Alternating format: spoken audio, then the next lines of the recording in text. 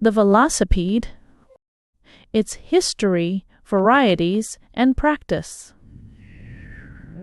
Nay, but Afi and Asiri have a much to hear with a nation, where it's the sphere about which a nation setting industry with others, avalides.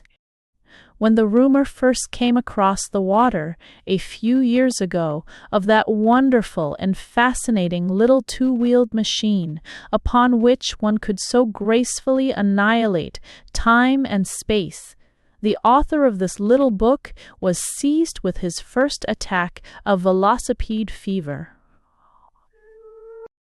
When, in the spring of 1868, we heard how popular this invention was becoming in France, how much it was ridden in Paris, in its boulevards, its Bois de Boulogne, and on the smooth paths of the Champs-Élysées, how it was employed for amusement in the garden of the Tuileries, and by the laborer in the suburbs going to his daily toil, how exhilarating to the gentleman, how useful to the messenger and postboy, we were again seized with the disease with renewed virulence. We could hardly delay for one from across the Atlantic and embrace the first opportunity to learn the art of riding. While learning, with bruised elbows and scraped knees, with the bicycle more of the time on us than we on it, we felt how usefully we could employ a few hints of instruction, and how invaluable we should find some little book that would tell us all about the machine. After we were somewhat proficient, we were amazed that we had not learned before, and saw how easily we could have done so if we had only been a little informed of the method of procedure. When we proposed purchasing, we were all adrift, as likely to buy a poor machine as a good one, and anxiously scanned the papers and inquired of friends concerning the merits and demerits of each patent and make. So far as we can learn, there has been no book written upon the velocipede, either abroad or in this country.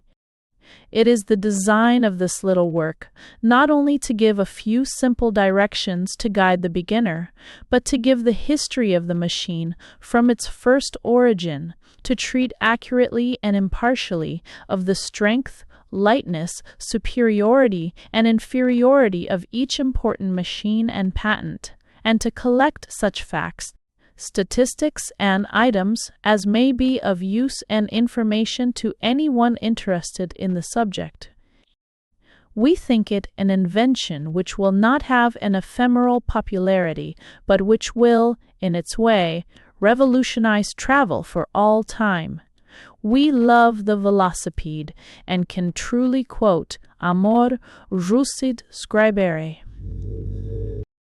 We wish to thank the various manufacturers for their kindness in giving us information, and to acknowledge our indebtedness to various newspapers that have fallen in our way, to the Scientific American, to the Galaxy, and to the Velocipedist and its genial and accomplished young editor. Cambridge, March 20, 1869. The Velocipede, its history and origin. We have spent much time in fruitless and weary researches over old French books and musty journals, and have found that there is but very little about the velocipede in the literature or dictionaries and encyclopedias of ancient or modern times. In the Journal de Paris of July 27, 1779, there is a description of a vehicle invented by Messrs. Blanchard and Mesurier, the former the celebrated aeronaut, which was exhibited on the Place Rouet, Zevent, on 7th and 17th, named today Place de Concorde in the present. At the head of the machine was the figure of an eagle, with outspread wings, to which was attached the apparatus with which the driver directed its movements. Behind it was seated an individual who propelled the machine. At a subsequent date, the inventor transported the vehicle to Versailles and exhibited its capabilities in the presence of Louis Xixi, Marie Antoinette, and their effeminate court. At a later date, M. Drouze made an improvement on this invention, which met with some success as a toy. A number of these machines were constructed after his model and distributed among country postmen, who used the novelty for a time, until a heavy fall of snow rendered them unserviceable, when they were abandoned, greatly to the gratification of a conservative class, who, detesting anything in the way of innovation, had prophesied their failure. The article upon the velocipede in the American Encyclopedia commences by giving the well-known derivation of the word from the Latin velox, swift, and pes, a foot, and defines it as a carriage, by means of which the rider propels himself along the ground, and states that it was invented at Mannheim. In a little old French book called Dictionnaire de Conversation, under the word ye Velocipede, we are referred to the word d'occasion, on turning to which we find a description of the three-wheeled arm movement, Velocipede, and the credit of its invention ascribed to Baron Charles Dries de Savert-Brun at Mannheim at the early commencement of the 19th century. The Dracienne, though a decidedly crude idea, differed very materially from the clumsy structure of Messrs. Blancard and Messerier. Baron Drais de Savert-Brun seems to be universally considered the inventor of the germ which has developed into the present improved velocipede. He was a man of considerable scientific attainments, and author of several works, son of a lawyer, himself a landscape gardener, and died at Karlsruhe, December 12, 1851. He was master of the woods and forests of the Grand Duke of Baden, and rode about upon the Dracienne while performing his official duties.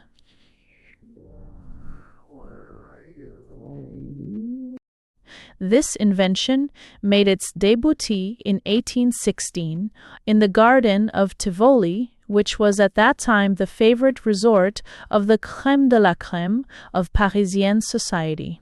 As originally constructed, it appears to have been of the most simple kind. It consisted of a bar 5 feet long, supported at each end upon a single wheel, that designed for the front being so arranged as to turn obliquely to the line of the carriage. The rider sat astride the bar and propelled the machine by the action of the feet upon the ground.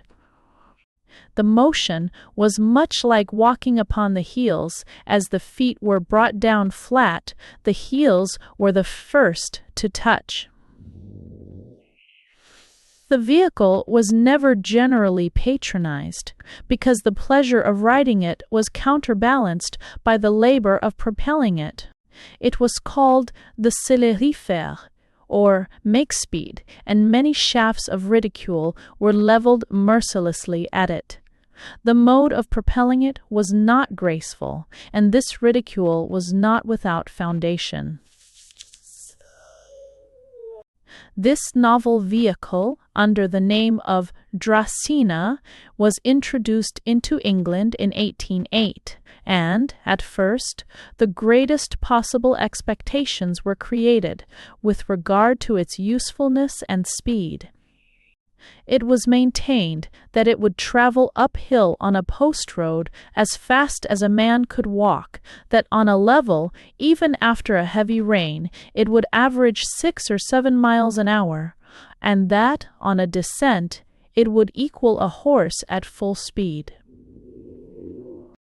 It was described in the advertisements of the day as consisting of two wheels, one behind the other, connected by a perch, on which a saddle is placed as a seat. The front wheel is made to turn on a pivot, guided by a circular lever or rudder, which comes up to the hand with the forearms rest on a cushion in front. In this position, both hands holding the rudder firmly, the machine and traveler are preserved in equilibrio. Well, me. In 1821, Louis Gompertz of Surrey introduced some decided improvements upon the Dracaena, as will be seen from the accompanying engraving, extracted from the 39th volume of the English Repertory of Arts. The object of the improvement of Gompertz was to bring the arms of the rider into action in assistance to his legs.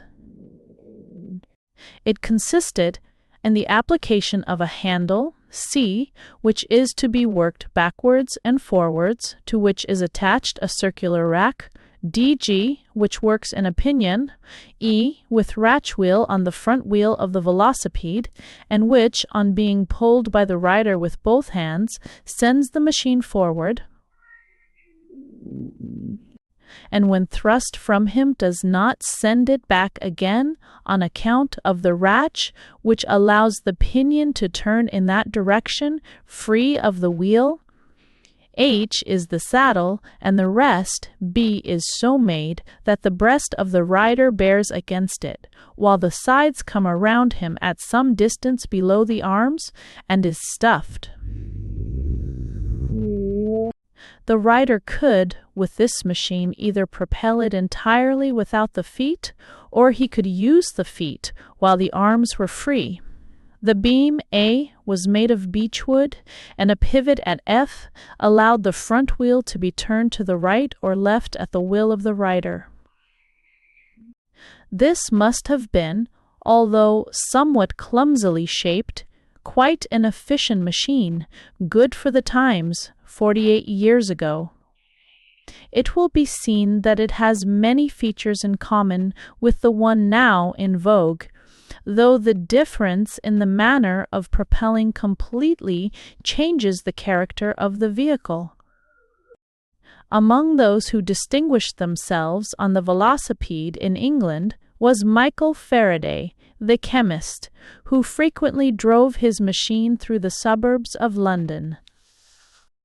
The velocipede was cultivated most assiduously for some little time by the sporting gentry of England, but Lord George Bentinck and other persons of fashion finally pronounced so decidedly against it that it descended to the vulgar level of a plaything for young people, and ceased to be regarded in any other light than that of a toy or hobby. While the fever lasted, a shoemaker of London made much money by the manufacture of a strong shoe soled with iron, which greatly aided the feet of the velocipeders as they went over the ground. William Howitt, in his Visits to Remarkable Places, a book published in 1841, makes mention of the velocipede as follows. The passage is taken from a description of Alnwick Castle, the ancient seat of the Percy family. Among the curiosities laid up here are also 2 velocipedes, machines which 20 years ago were for a short period much in vogue.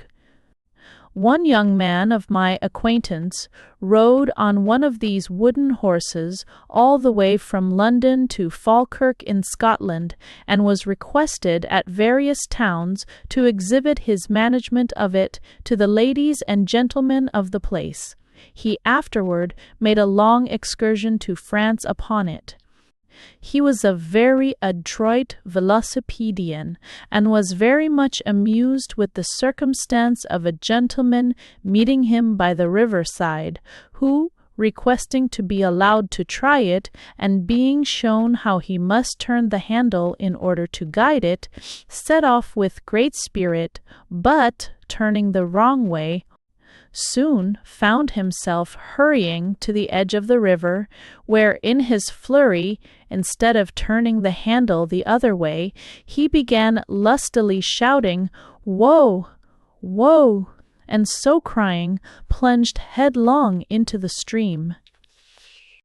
The Duke's horse, which is laid up here for the gratification of posterity, was, I believe, not so unruly, yet I was told its pranks caused it to be disused and here stabled. It is said that the Duke and his physicians used to amuse themselves with careering about the grounds on these steeds, but one day, being somewhere on the terrace, his Grace's Trojan steed capsized and rolled over and over with him down the green bank, much to the amusement of a troop of urchins who were mounted on a wall by the road to witness this novel kind of racing. On this accident the Velocipede was laid up in lavender, and a fine specimen of the breed it is.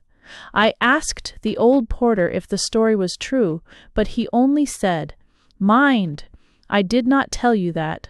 Don't pretend to say, if you write any account of this place, that you had that from me." The machine was introduced into New York in 1809, where it was given the English name of hobby horse, or dandy horse, or dandy horse. A place was opened for their exhibition near Bowling Green, and people used to run on them up and down the Bowery, and the hill that led from Chatham Street to the City Hall Park. The rage for them soon extended throughout the country, and we hear of them in Philadelphia, Yonkers, Troy, Saratoga, and Boston. At Troy, in the fall of 1890, a firm, Davis and Rogers, manufactured a number of machines and used to let them to the young bloods about town at 25 cents an hour. In Boston, they became quite common, and, moonlight nights, students from the classic shades of old Harvard could be seen running them across the Long Bridge into the city. In a New York paper of those days, we find an interesting account of a newly invented velocipede for ladies, then building by a distinguished artist. It is to have beams, or bodies on springs, and 4 wheels, which will ensure its safety. It is to quarter on the road, like other carriages, and with 4 impellers. It is supposed it will proceed with astonishing rapidity. But its peculiar recommendation is to be conveyance of 2 ladies and 2 impellers at the rate of 6 miles an hour.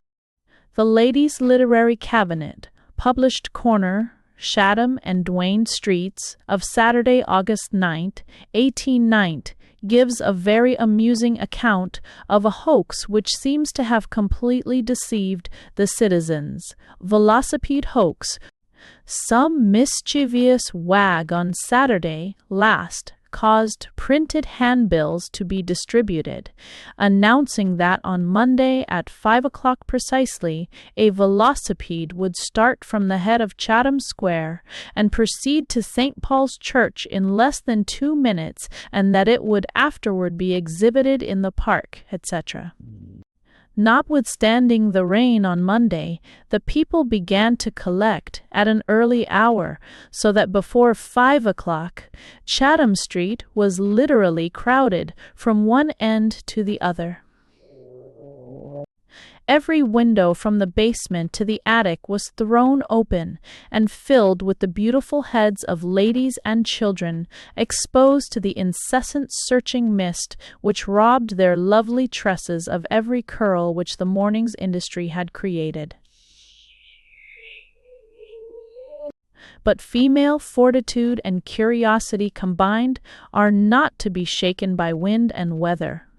For more than an hour did the throng continue to increase until it was almost impossible to pass the street with or without a velocipede. In the meantime, the park was also crowded, and the city hall exhibited the appearance of a gala day. It is needless to say that no velocipede appeared. Since that time, down to a recent day, when M. Lalemant of France took it in hand, all experiments to render the machine subservient to practical purposes appear to have been unsatisfactory, and it has only been used as a toy, with the modification of a third wheel. Lalemant succeeded in affixing to the front wheel of the two-wheeled machine treadles which should be acted upon by the feet. His success, attending his endeavors to ride it, was beyond his most sanguine expectations. After becoming a thorough master of the tandem team, he appeared upon the Champs-Élysées and created a genuine furore. People not only wondered that such a strange machine should run so swiftly, but that it should run at all upon two wheels in a line. He obtained a patent upon his velocipede and sold it to Messrs. Michaud and Co. of Paris, who have since improved much upon it. M. Lalemant, with James Carroll of New Haven, Conn, obtained a patent in this country in 1866.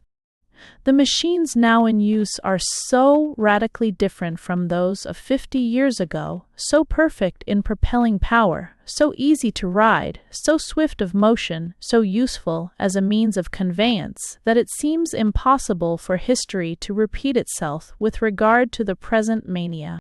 Me, 4 house, fee, 6, he, as, who, house, feels, 2.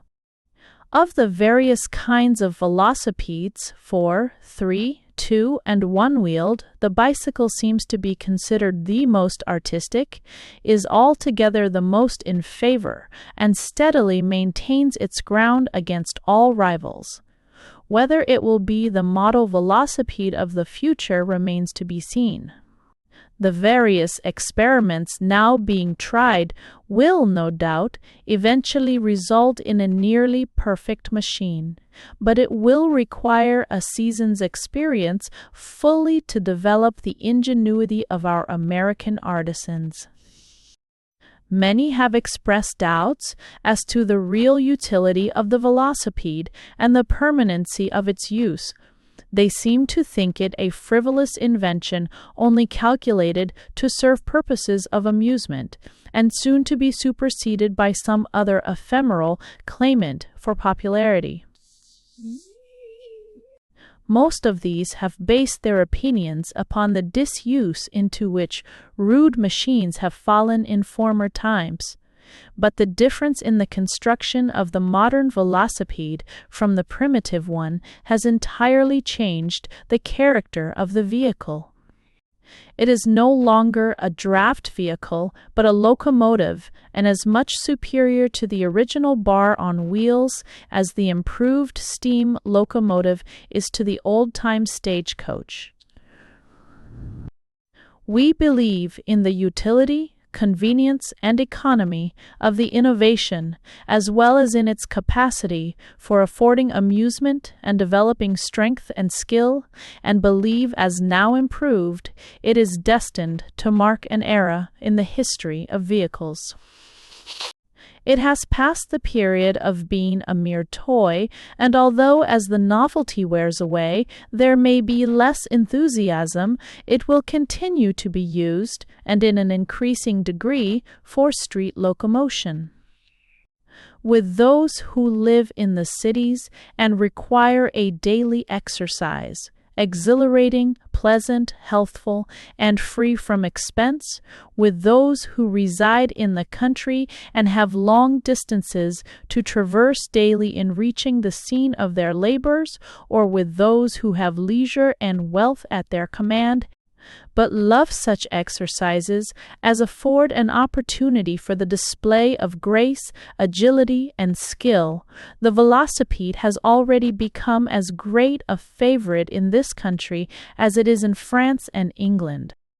Its want of adaptability to the roughly paved roadways of our cities is already in a great measure overcome, and experience has proved its facility in Rura. We have seen the bicycle run with ease on country roads and dashing with full speed through city streets, totally regardless of curbstones or crossings. In New York, no matter where you go, a velocipede is sure to whiz past you. The schoolboy rides up Fifth Avenue in the morning with his books strapped before him. In Broadway, where stages, wagons, carts, trucks, and carriages clog the street from morning till night, the iron steed may be seen gracefully cutting its way among the larger vehicles. The exercise is not tiresome except to the beginner. We have found 12 miles on a country road no more fatiguing than a brisk walk of 2. We believe a man may ride and drive one at the rate of 10 miles an hour with less fatigue than he could walk 1/4 of that distance. Some people ride easier than others, as some skate easier. Some people make hard work of anything. Lazy people will never fall in love with the bicycle because to ride one requires all the faculties to be alive and in action. To keep one's balance, however, does not require that constant labor and exertion which novices suppose. Familiarity breeds contempt, the old adage says. Familiarity with the bicycle becomes a sort of second nature, and a velocipedian, after a fair amount of experience, finds himself almost as perfectly at home astride his two-wheeler as he does on his feet. When John Brent rode his horse across the plains in search of adventure, the era of the two-wheeled velocipede had not come upon us. We think the bicycle an animal which will, in a great measure, supersede the horse. It does not cost as much. It will not eat, kick, bite, get sick, or die. It requires no stabling, no feed, no water, no currycomb. It never balks or rears up. It never needs a halter or a harness. It is light and little and leans lovingly against you for support. Its gait is uniform and easy, beautiful and exhilarating to see, and simple to analyze. It glides along with smooth grace as though it were alive. Young America is pictured coming in on a velocipede. Henry Ward Beecher thinks the coming man will ride one, and we shall not be surprised to see his prediction fulfilled, and devout worshippers propelling themselves to church on Sunday with all due gravity and decorum. Velocipeding is a hopeful sign of progress. If that man is a benefactor who makes 2 blades of grass grow where but one grew before, he should come in for a share of praise, who teaches a man to go 10 miles as easily and as quickly as he previously went. 1. Time is money, and whatever of it is saved is often so much cash. As the velocipede serves its purpose in this direction, it may be regarded as a good savings institution. We think that decided good will grow out of this invention. Riding the velocipede affords pleasurable excitement, which is what most men drink liquor for, and it leaves no sting behind. It takes men from the bar rooms out into the pure air, into God's light and sunshine, and braces their lungs with the very breath of heaven. It stimulates them to save what they would otherwise spend foolishly, that they may invest it in a machine which is a source of health and pleasure as well as of utility. It is an inducement to young men who work in close apartments to spend more time in the open air, and furnishes them a means of healthful, invigorating, and, at the same time pleasant exercise, such as nothing else can possibly afford. Serious accidents on the Velocipede are almost unheard of, and the predictions that these machines would prove dangerous have not been verified. It will fall down, but the rider need not fall with it unless he chooses. It is no more dangerous than a horse and carriage, under any circumstances, and not nearly so much so with ordinary caution. The speed attained by the swifter kind of velocipede on the roads averages from 12 to 13 miles an hour. On a smooth, level floor, such a speed can be maintained with but little effort on almost any machine. It is safe to say that a good velocipede rider can travel 100 miles as quickly as an ordinary horse with an ordinary load. Of course, the more a person rides, the easier it becomes, and the less the fatigue. In impelling a velocipede, the limbs are not constantly in motion, for on level ground, when the impetus is at the average rate, or when the machine is descending an incline, the feet may be removed from the pedals, and the legs be placed on the bar, fixed in front of the machine for that purpose. A slight impulsion to the vehicle from time to time suffices to keep up the speed. When a rider encounters a formidable hill, he can dismount and lead his bicycle by the hand. He can do this with almost the same ease that he can carry an ordinary walking stick. A hill, to be insurmountable, has to be, however, of more than average steepness. Though Massachusetts is proverbially hilly, there is no ascent between Boston and Worcester, a distance of 30 miles that cannot be ridden over with the bicycle. The best speed thus far attained on the road is a mile in a few seconds over 3 minutes. A gentleman in New Jersey, a few weeks since, traveled 50 miles in 4 hours and a half. A gentleman residing in 22d Street, New York, goes downtown to his business on his velocipede in 12 minutes. Adepts abroad find no difficulty whatever in accomplishing fully 50 miles in 5 hours without once alighting from their vehicles. A few months ago, a couple of amateurs making a tour through a part of France challenged each other as to which could perform the greatest distance in 24 hours. One accomplished 87 miles, the other 123.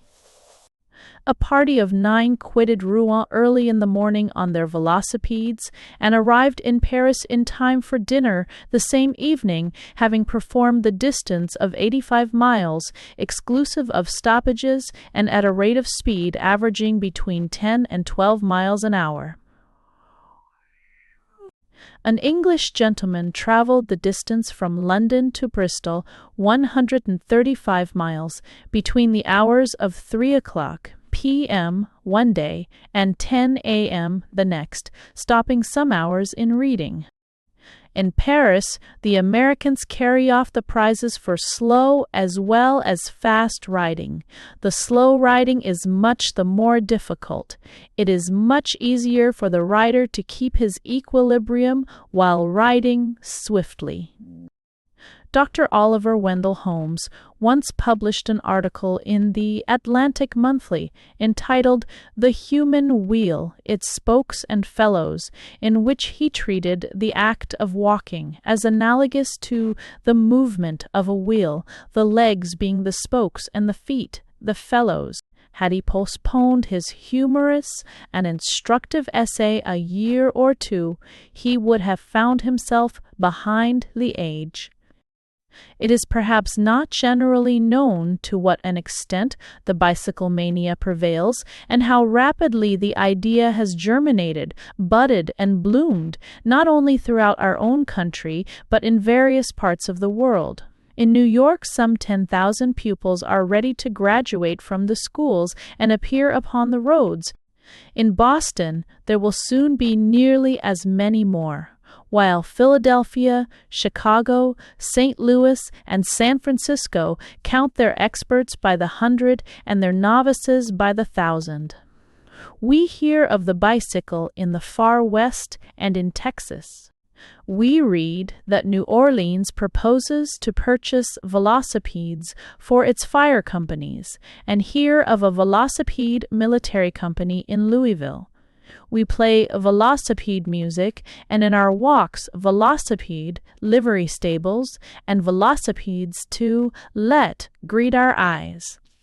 The shop windows on our fashionable thoroughfares display Velocipede hats, Velocipede gloves, and Velocipede shoes.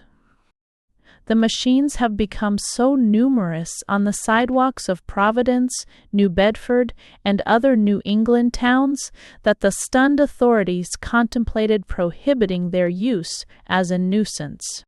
The various merits of various machines are discussed on the street corners with as much zeal as were ever the diversified merits of horseflesh. And experts are to be heard talking of these new substitutes for legs as jockeys are wont to talk of the wind, strength, bottom, gait, and go of Eclipses, Dexters, and Ethan Allens.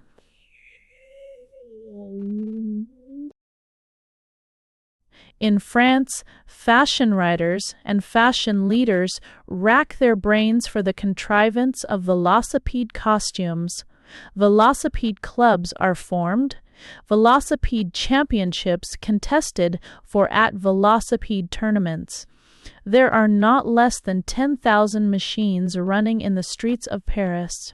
They are used by postmen, government employees, students, messengers, and peddlers, and shopmen send their clerks about on machines covered with flashy advertisements.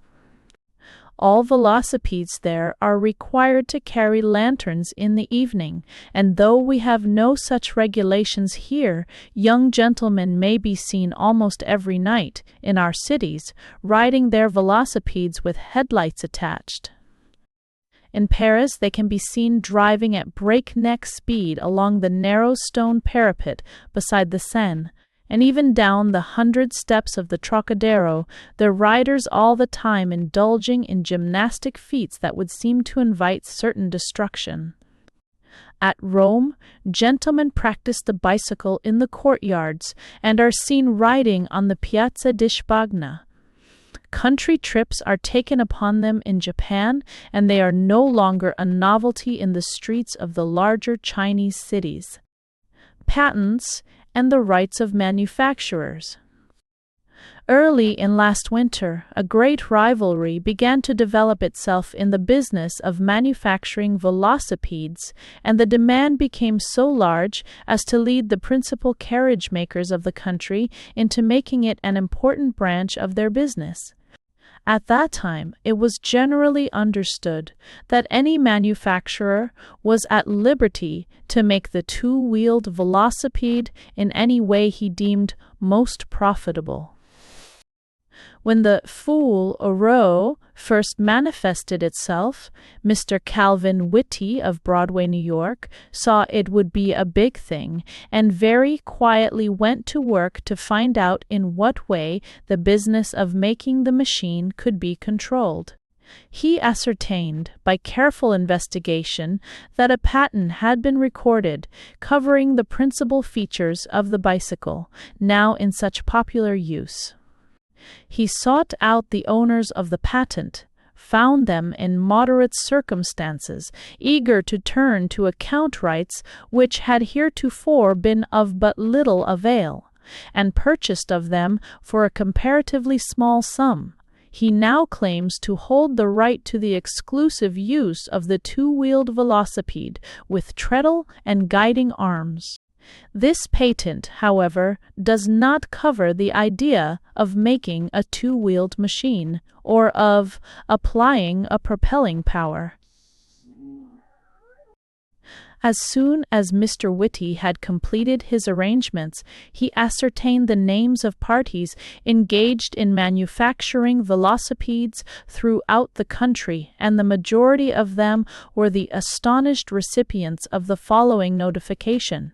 No. 638 Broadway, NY, Feb. 3rd, 1869. You are hereby notified that letter patent number 59-915, granted Nov. 20th, 1866, secures a velocipede with the two wheels, treadle, and guiding arms, and that the velocipede you are manufacturing is an infringement upon said patent. The present is to require you to cease the further manufacture of said velocipede and to settle with me for all past infringements of the rights under said patent. Signed, Calvin Whitty. The following is a copy of the record of the patent, registered at the Patent Office in Washington. Patent number 59715. Pierre Lallemot, Paris, France, assignor to himself and James Carroll, New Haven, Con, Velocipede, no. 20th, 1866. The forewheel is axled in the jaws of a depending bar which is riveted in the frame and turned by a horizontal lever bar. This wheel is revolved by a treadle crank. Claim, the combination and arrangement of the two wheels, provided with the treadles and the guiding arms, so as to operate substantially and for the purpose herein set forth. Some manufacturers were nonplussed by Mr. Whitty's warning and stopped their work entirely. Others paid no attention to the demand, considering the royalty required worthy of a trial. For if it could be proved that a similarly constructed velocipede had been introduced into the country before the date of application, the inventor being an alien, the patent would be void. Or it would be rendered null also, if the patentee had neglected to put into market and continue the sale of the invention within 18 months after the date of patent. Others still, including most of the carriage makers and machinists of note in the country who had gone into this business, took pains to have legal advice upon the subject. A meeting was finally held by them, and the result was a determination to purchase state and city rights for the use of his patent of Mr. Whitty. We give the names of the prominent firms and parties who have received licenses for the manufacture and sale of velocipedes under patent number 59-915. W.M. P. Sargent & Co., and John P. Whittier, Boston, Mass. Massachusetts, Vermont, and New Hampshire, excepting the cities of New Bedford, Taunton, Fall River, and Fairhaven, Mass. Kimball Brothers, Boston, for the state of Maine. Wood Brothers, Boston, for the state of Maine. Connecticut, excepting one shop right, Pickering and Davis, New York City, one shop right, Mercer and Monod, New York City, one shop right, C. M. Merrill and Sons, Brooklyn, one shop right, G. L. Brownell, New Bedford, Mass, New Bedford exclusive, G. C. Elliott, Providence, R.I., New Jersey exclusive.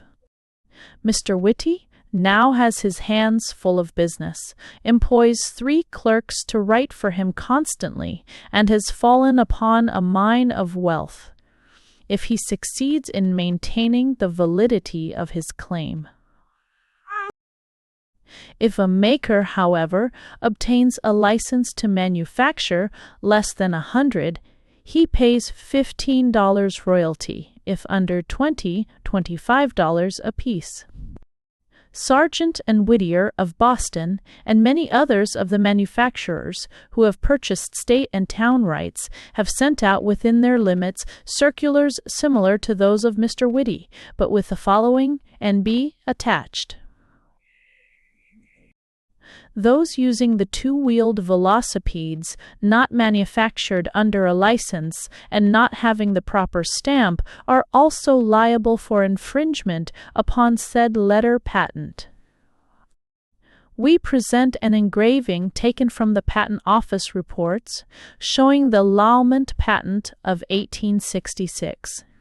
In this Veloce, the cranks F are points of great interest as the claim is for the combination of these treadle cranks with the two wheels A and B, reach C, guiding arms D, and the fork in which the front wheel is hung.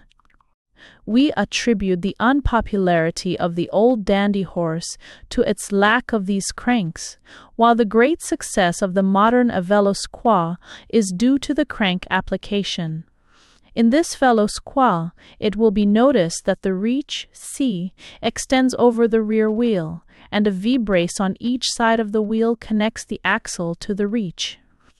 With this style of reach or frame, it was found very difficult to construct a Velocipede sufficiently steady to run with any degree of satisfaction.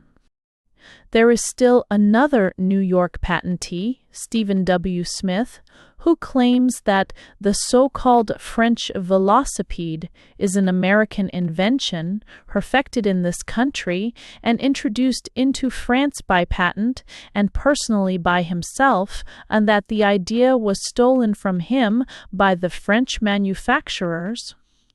He obtained his patent in 1862 for a cantering propeller for children or hobby horse mounted on wheels, and considers his patent to include the combinations used upon all velocipedes and threatens to prosecute infringements. This patent has lately been reissued for the purpose of widening the claims and to attempt to cover the whole ground occupied by the patent bicycle of M. Lallemand. The reissued claim is as follows.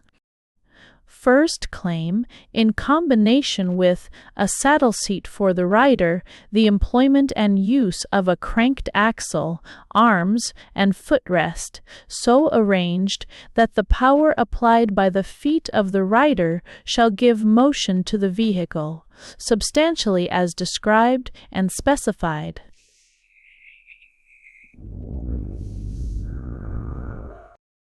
2. The combination of the following elements, namely, a saddle seat for the rider, a cranked axle for propelling the vehicle by power applied by the feet of the rider, and a steering mechanism so constructed that the direction of travel of the vehicle may be governed by the rider, substantially as described and specified. 3. The universal joint, in combination with the fulcrum of the vehicle and the steering wheel, constructed and operating substantially as and for the purposes specified. 4. The hinged legs in combination with the body of the horse and with the cranks substantially as and for the purposes specified. 5. The foot rests upon the arms, substantially as and for the purposes specified.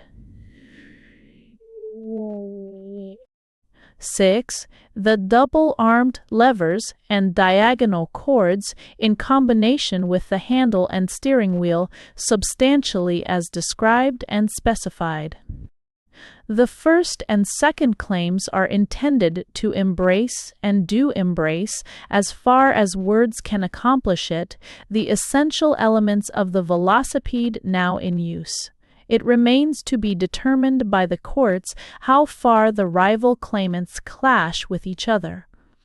The manufacturers have as yet paid but very little attention to the demands of Mr. Smith.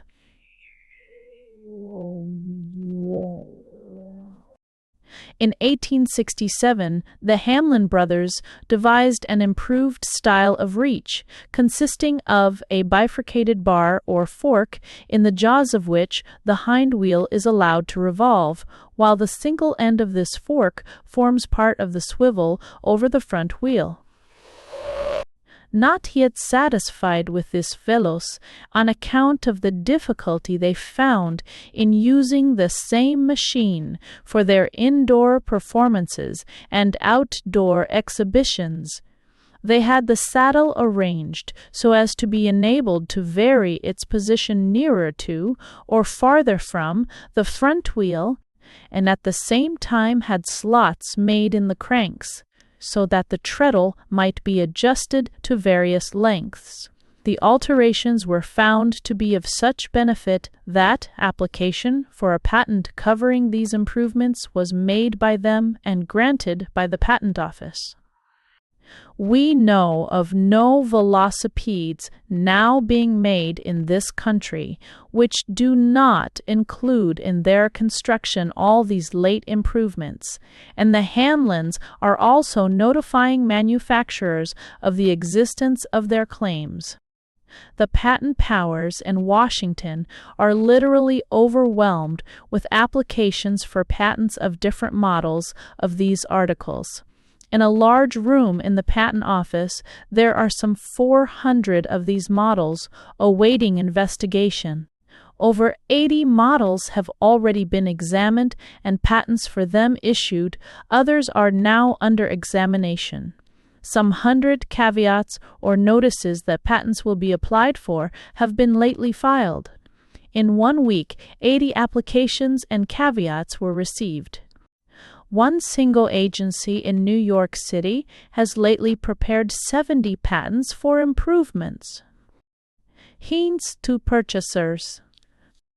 There is a very general complaint of the high prices maintained by the manufacturers of velocipedes, and it is claimed that they are pocketing immense receipts at the expense of an excited and incautious public.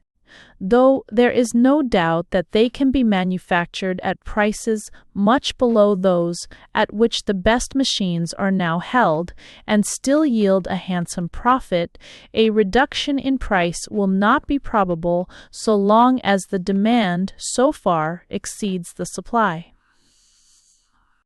And now that it is found that the machine is patented, we will not have the so much wished-for cheap velocipede, which would assuredly have followed the competition that had commenced before it was known that one man only held the exclusive right to their manufacture. But it must be remembered that, as long as materials and labor are so dear, the cost of manufacture must necessarily be great. A manufacturer requires draftsmen to design his improvements, pattern makers to prepare models for the foundry, blacksmiths to do the forging, wheelwrights for the wheels, machinists to turn and fit the work, foundrymen to cast the pedals and braces, bolt makers to make the rivets and bolts, saddlers to prepare the seats, and painters and varnishers to finish the machine for the wear room.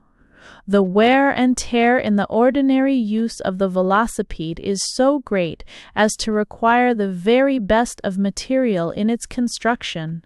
There is no other kind of vehicle which receives such severe usage. The weight of the rider and the concussions of the road are not only borne by two wheels, but the necessity of giving the four-wheel a sidewise motion render it indispensable to connect the two by a frame, whose peculiar form and character make it exceedingly liable to be deranged and broken. This frame and its appendages must be of wrought iron, steel, and brass, and all its work must be of the best quality, or else the machine will soon get out of order and become useless. The fittings of the two wheels, their axles, and their journals must also be of the best workmanship. The same is true of the wheels themselves. No wood that is not perfectly seasoned should be used for them, and the hubs, spokes, and felloes must be built with the utmost care and thoroughness. Otherwise they will soon become wobbling and unsteady, so that speed and comfort will be out of the question.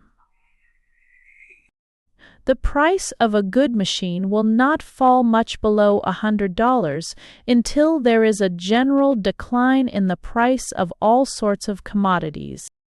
We advise the purchaser, by all means, to get a good machine. It is now possible to buy cheap velocipedes, and they will, no doubt, be manufactured much cheaper and yet be dear at any price. The best are none too good, and are certainly worth more than the difference. The Hall velocipedes are, for the most part, slim affairs, the frame made entirely of cast iron, without metal gearings, brakes, or springs, and useful only for floors.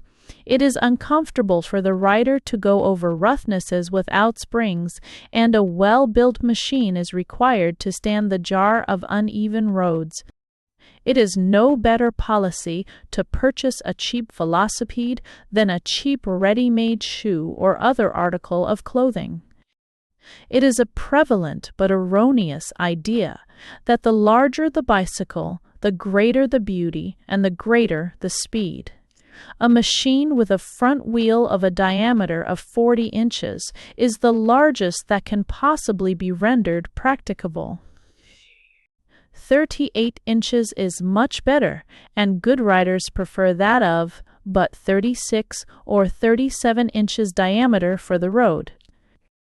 Before purchasing any machine, especially the cheaper ones, examine them thoroughly, or if not a judge of good mechanical workmanship, ask a friend to do it for you. Many defects are concealed by the coatings of paint, particularly in the castings and forgings, and a machine that is weak in any point is a dangerous one in fast riding. Be sure that every bolt is properly secured by nuts that cannot be shaken off. They should be riveted into the bolt, as they will soon work loose if not so fastened. The crank should never be keyed into the shaft, but fastened on to a square head, or, what is better, shrunk into the shaft. The ingenious way of supporting lanterns on the machine is a waste of time and expense. Better, some kind of clamps to secure a light umbrella in front when the sun shines hot or it rains, and clamps for fastening a traveling bag or shawl in the rear, particularly if one looks forward to country excursions and summer trips. Advice to the beginner. To those who have never seen the two-wheeled velocipede in use, it seems surprising that the rider can keep his equilibrium. The principle of the thing is the same as that of the movement of a boy's hoop. As long as the hoop revolves rapidly, its tendency to any lateral movement is almost suspended, and the greater the speed, the less the difficulty in maintaining the upright position. At first sight, one supposes it to be a formidable undertaking to mount and steer the bicycle. To learn to manage it, however, requires no more skill, courage, or patience than to learn the art of skating.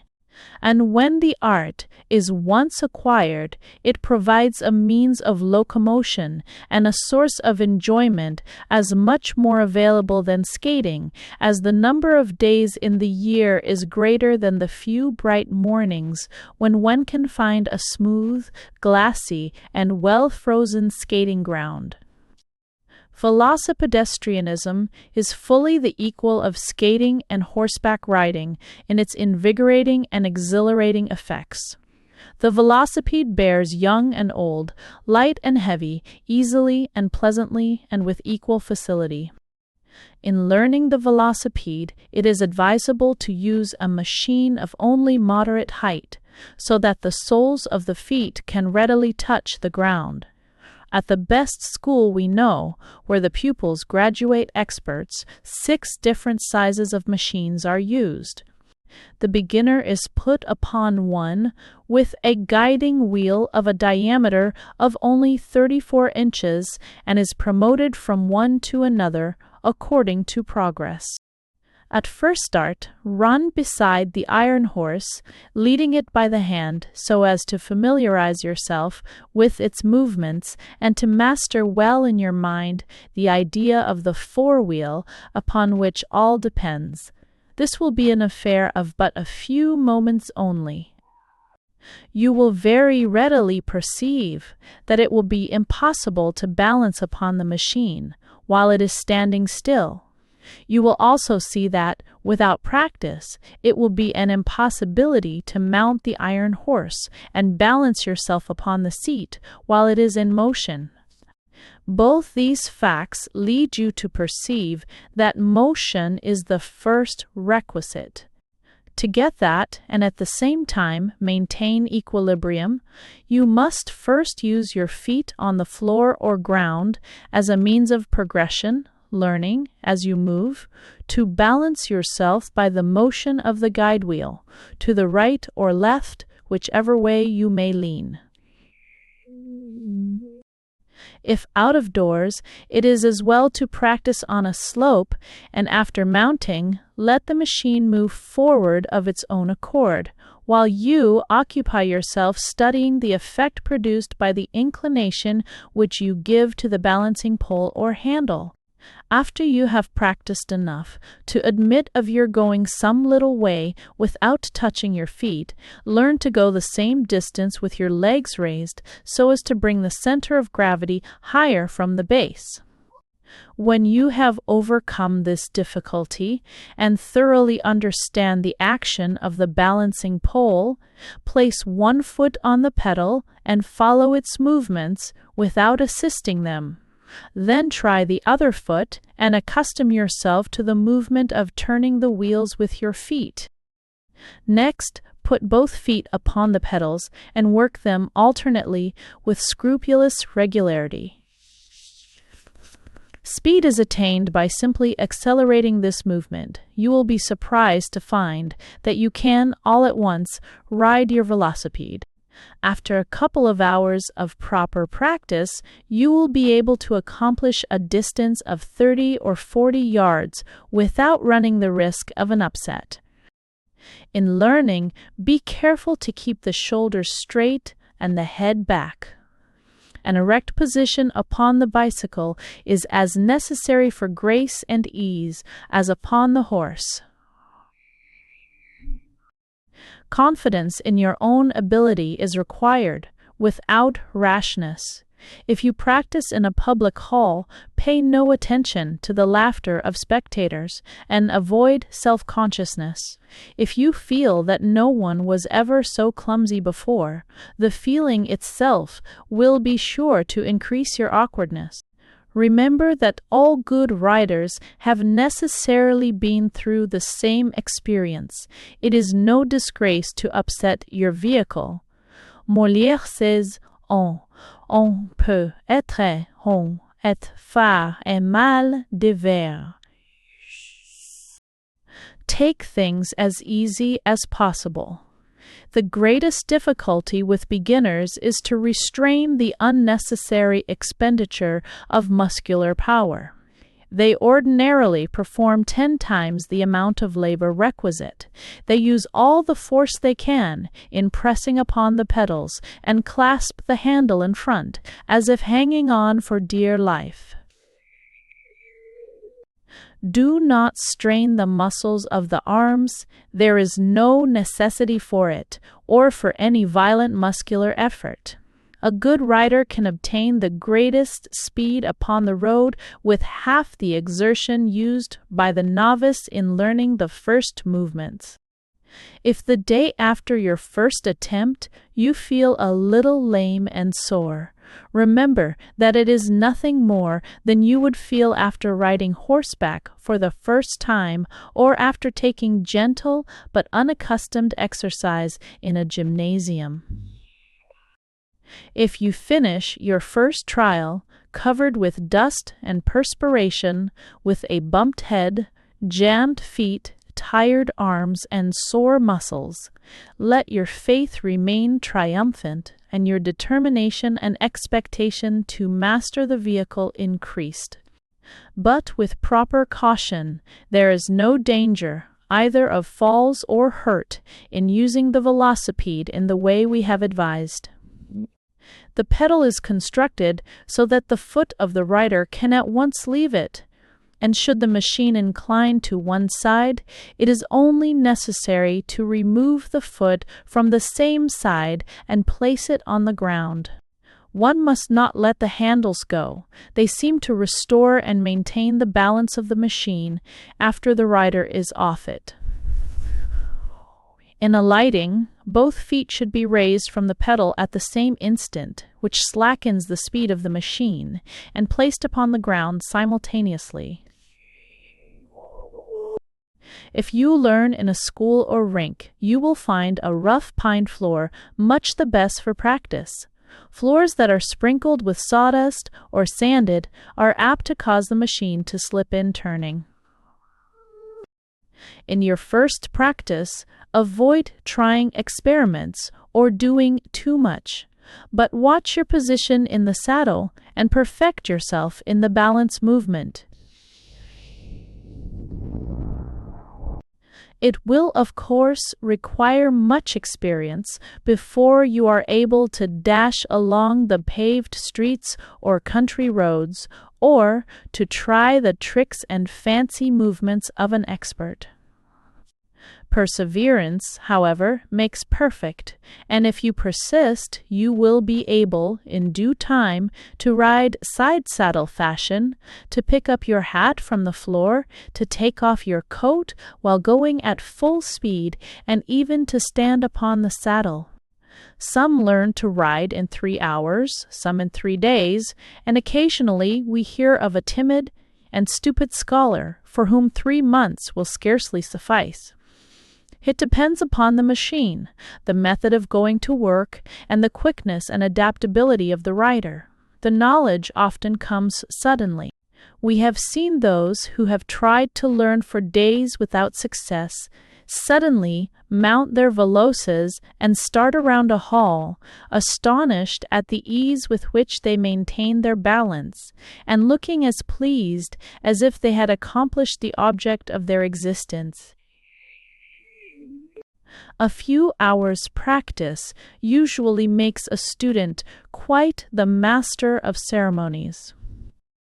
As soon as you have acquired the knowledge, you will wonder how amateurs can be so awkward and be surprised that you found it so difficult. Should the velocipede upon which you learn be too high to practice in the way we have indicated, you should have some one hold the machine for the first trial, the hands upon the back extremity of the bar upon which you sit, so as to in no way impede the action of the forewheel. To those who wish to learn, we would especially suggest the spring, fall, and winter months. It is too warm to learn in summer, that being the season to reap the reward of early exertion. Velocipede riding is the easiest thing imaginable when one knows how to ride properly. Construction of the bicycle. The accompanying engraving will convey to the mind of the reader a correct idea of the French two-wheeled velocipede. The majority of makers in this country fashion their machine upon this pattern in every essential respect. We append a full technical description.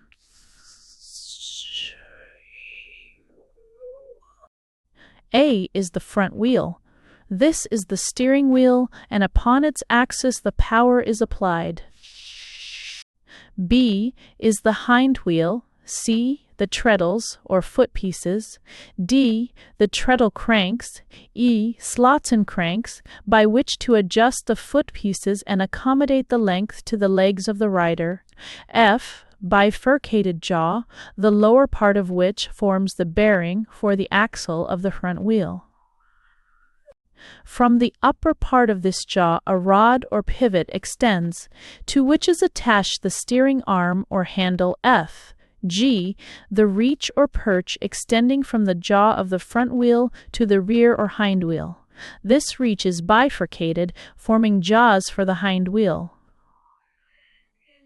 The rider puts one leg on the rest and works one of the cranks with the other leg while riding side saddle, or a leg may be placed upon each rest when the velocipede has acquired sufficient momentum and the rider does not wish to keep his feet upon the treadles. I, the saddle or seat, which is adjustable on the seat. Spring L by the thumb screw K.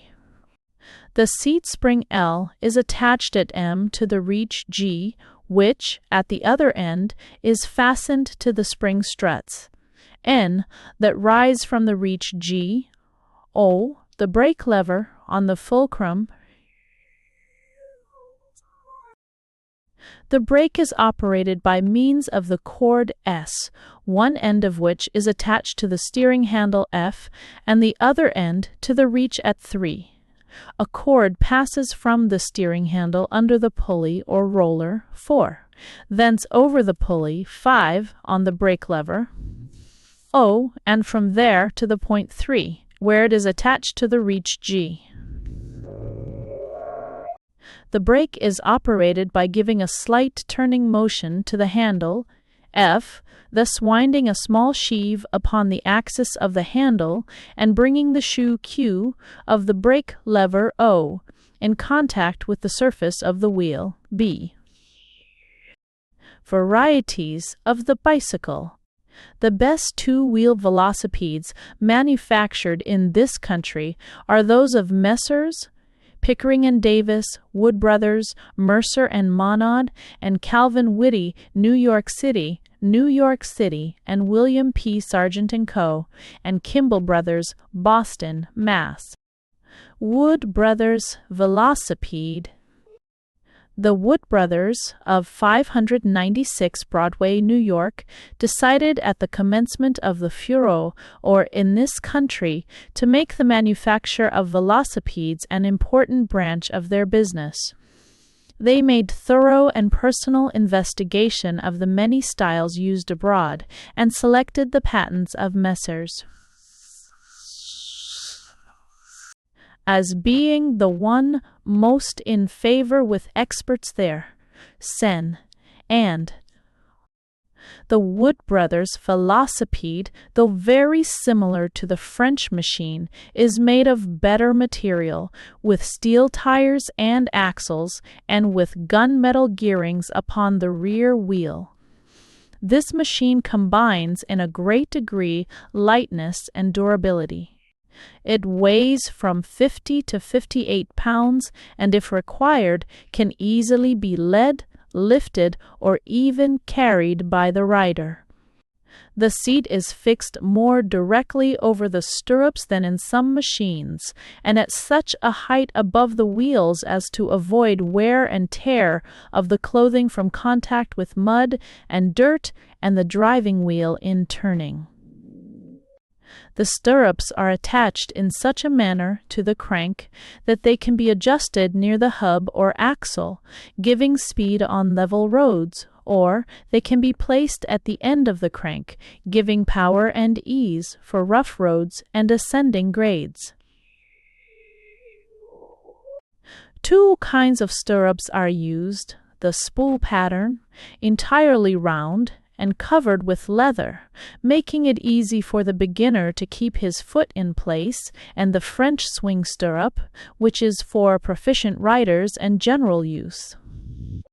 This latter style has a very long bearing, relieving the strain on the ankle joint and making it easy to ride a distance without fatigue. This bicycle has a brake, rests for the feet in front, and the handsomely finished saddle supported by steel springs. It will ascend a grade of 1 foot in 20. The price is $135 to $R. The Wood Brothers have in their possession the first velocipede ever brought into this country. When first exhibited on the sidewalk in front of their warerooms, it attracted such attention that the police requested them to remove it. They have just completed for a New York gentleman at a price of $300 one of the most completely finished velocipedes yet manufactured in America. The Monod Velocipede. Messrs. Mercer and Monod of 54 William Street, New York, manufacture their velocipedes after a model of their own, which has its advantages and embraces many of the best points of the French machine. The steering post is inclined backward, which brings the handle within easy reach of the body, and the whole machine under perfect control, and gives it a particularly rakish and natty appearance upon the road. The saddle can be adjusted backward or forward according to the length of limb of the rider. Messrs. Mercer and Monod use the triangular beveled treadle and an improved brake. The defect of this machine is its weight, which is about 70 pounds. Some riders, however, prefer a heavier machine than others and recommend the Monod Velocipede on this account. A good rider on this machine can obtain a speed of 10 or 12 miles an hour. It varies in price from $110 to $150 according to finish. These gentlemen have lately manufactured some very complete machines for country use with shawl rack, mud dasher, etc. Whitty's Velocipede. Calvin Whitty of 638 Broadway, New York, models his velocipedes almost entirely after those of Messrs. Michaud & Co., when he commenced their manufacture, he tried by various experiments to improve upon the original patent. Most of his attempts proved unsuccessful. Among other proposed improvements, he endeavored to apply the brake to the front wheel, but found that it would stop the machine on the instant and throw the rider headlong, and that such a brake, though suitable for a steam engine, could not be rendered practicable upon a velocipede. These machines are made of wrought iron, with brakes, springs, improved saddle, and gunmetal bearings. As Mr. Whitty has the exclusive right of M. Lallmann's patent upon the two-wheeled velocipede, he can afford to manufacture at a somewhat cheaper rate than those who are obliged to pay a royalty. His bicycles range in price from $90 to $130. Mr. Whitty's first machines were not so good as some of other manufacturers, but he has lately improved upon them. They are a little heavier than those of Messrs. Hose & Co., Brudeau, Hozo, Sast & Co. Mr. Whitty is at present constructing a velocipede which he anticipates will run a mile in 1 minute and 20 seconds, or faster than any trotting horse can ever be expected to go. The driving wheel is to be so constructed that it will revolve 3 times while the treadles are once making their circuit. Pickering is American Velocipede. As will be seen from the accompanying engraving, Pickering's American Velocipede, manufactured by Messrs. Hickering & Davis, 144 Green Street, New York, differs very materially from the French model, so generally used by other manufacturers. It is claimed that it is more simple and durable, lighter and stronger. The reach or frame of this velocipede is made of hydraulic tubing. The gunmetal bearings are so attached that, when worn, they may be replaced by others, which are interchangeable like the parts of sewing machines and firearms. It is made tubular and closed at either end with a screw, on the removal of which it is filled with lard oil. cotton lamp wick is placed loosely in the tubular axle, and the oil is by this means fed to the bearing as fast as required through the small holes made for the purpose in the center of the axle. The saddle is supported on a spiral spring, giving an elastic seat. It is brought well back so that the rider maintains an erect position and is adjustable to suit the length of limb of the rider. The tiller, or steering handle, is constructed with a spring, so that the hands are relieved from the jolting that they would otherwise receive while running over rough ground. The stirrups, or crank pedals, are three-sided, with circular flanges at each end, fitted to turn on the crank pins so that the pressure of the foot will always bring one of the three sides into proper position. They are so shaped as to allow of the use of the fore part of the foot, bringing the ankle joint into play, relieving the knee, and rendering propulsion easier than when the shank of the foot alone is used. The connecting apparatus differs from that of the French vehicle in that the saddle bar serves only as a seat and brake and is not attached to the rear wheel. By a simple pressure forward against the tiller and the backward pressure against the tail of the saddle spring is compressed and the brake attached to it brought firmly down against the wheel. Messrs. Pickering and Davis have a large manufactory and are the constant recipients of orders from all parts of the country. Mr. Pickering has always been a practical machinist and personally superintends the structure of each machine turned out. What? A rider upon the Pickering Velocipede can average 10 or 12 miles an hour. On good roads they have been ridden, for short distances, at the rate of 18 miles an hour. It is claimed that they will easily ascend a grade of from 1 foot in 20 to 1 in 15. The price varies from 100 sembled hone to $105. A very complete, finely finished one can be bought for $150.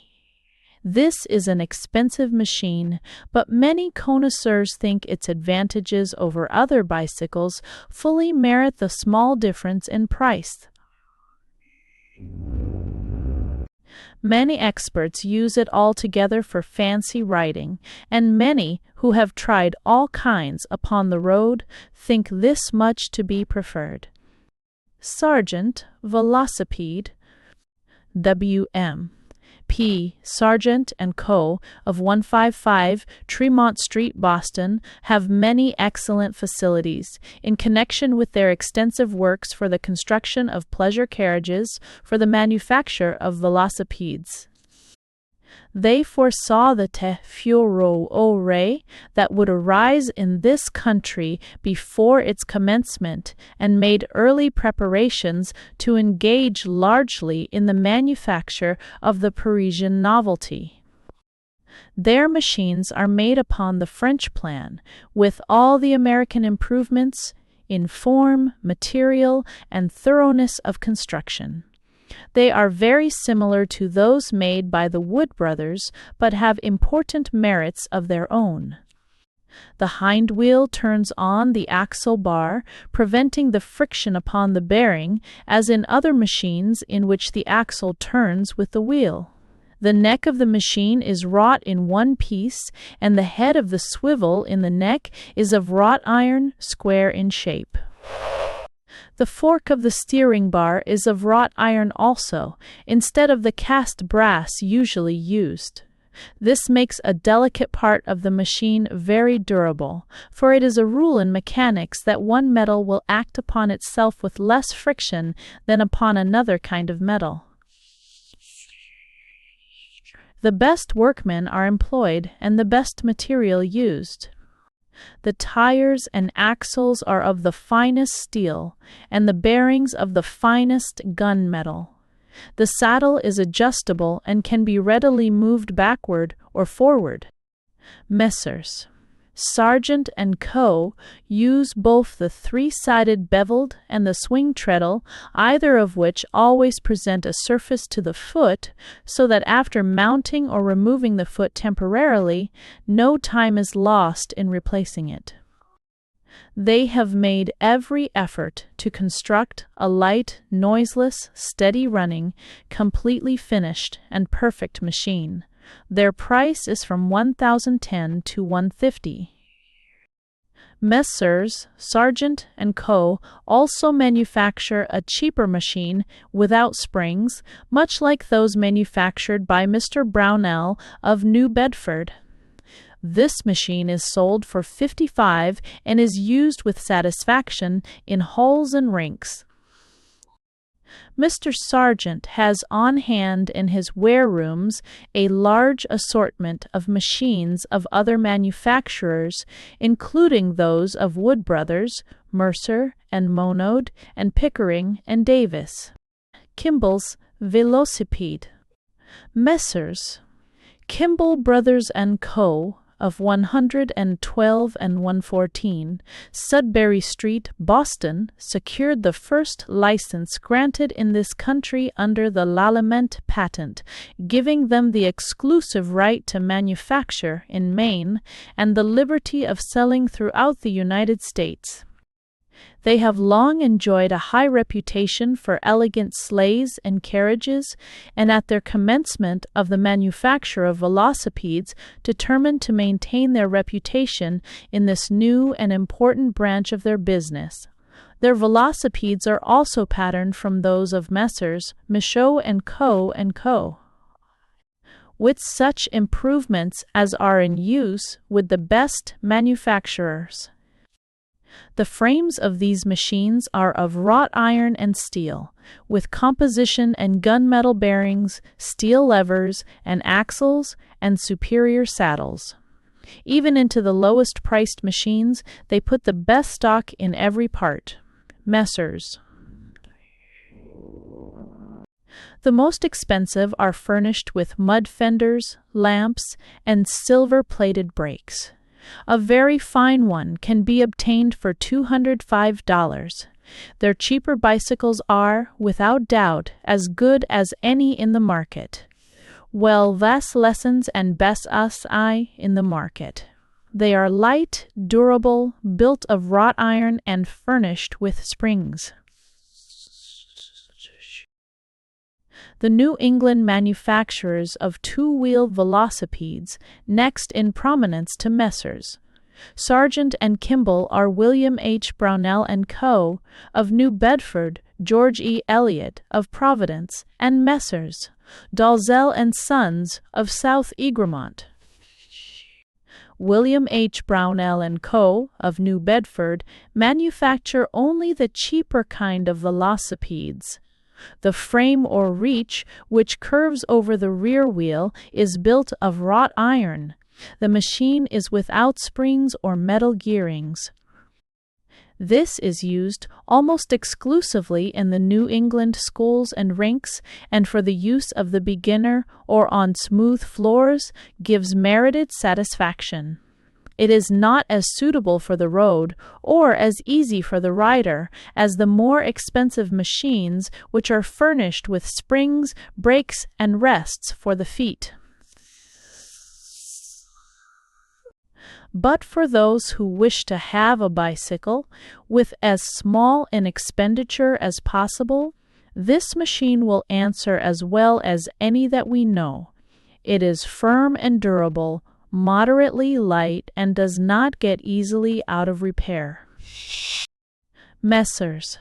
Brownell & Co. have sold 40,000 worth of machines in the last 3 months, and the demand is far greater than the supply. They are as heavily engaged in the business as any manufacturers in the country. The price varies from $70 to $90. A good machine of Mr. Brownell's make can be obtained for $75. George C. Elliott of Providence has purchased the license under the L'Aliment patent for the exclusive manufacture of the two-wheeled velocipede in Rhode Island. He combines the French machine with the usual American improvements. The prices are the same as are demanded for other good machines. Those who have used Mr. Elliott's bicycles claim that they are the equal of any manufactured. Messrs. Dalzell and Sons of South Egremont, Massachusetts, manufacture a velocipede which has many of the merits of that of the Wood brothers. Their velocipede works are at Hudson, NY, and there is a steadily increasing demand for their machines. The prices vary from $125 to $155. G.F. Perkins & Co. of Haydenville, Mass. advertised to furnish a velocipede with steel springs for 40 NAMI. We do not know that their machine has been fairly tested. We have never seen it in use and are unable to speak of its merits. Among the latest improved machines is one manufactured by Messrs. Tomlinson, Demarest & Co., Wonsers, 600 H. Day, Broadway, New York. It is called the Improved American Velocipede and differs from styles best known to the public in important respects. It is the recipient of many encomiums from those who have learned to ride it. The iron arms, between which the front wheel is held, are inclined back at an angle of 45 degrees from the perpendicular, which inclination brings the seat in such a relative position to the forewheel that a man of medium height can, with his feet, reach the treadles of one of these velocipedes. The front wheel of which is 45 inches in diameter, with as much ease as he can those of the ordinary velocipede, the forewheel of which is of a diameter 7 or 8 inches smaller. This peculiarity gives likewise great facility in describing sharp curves and circles of small diameter, the body being inclined in the direction in which the rider wishes to propel himself, and in the direction in which the driving wheel is inclined.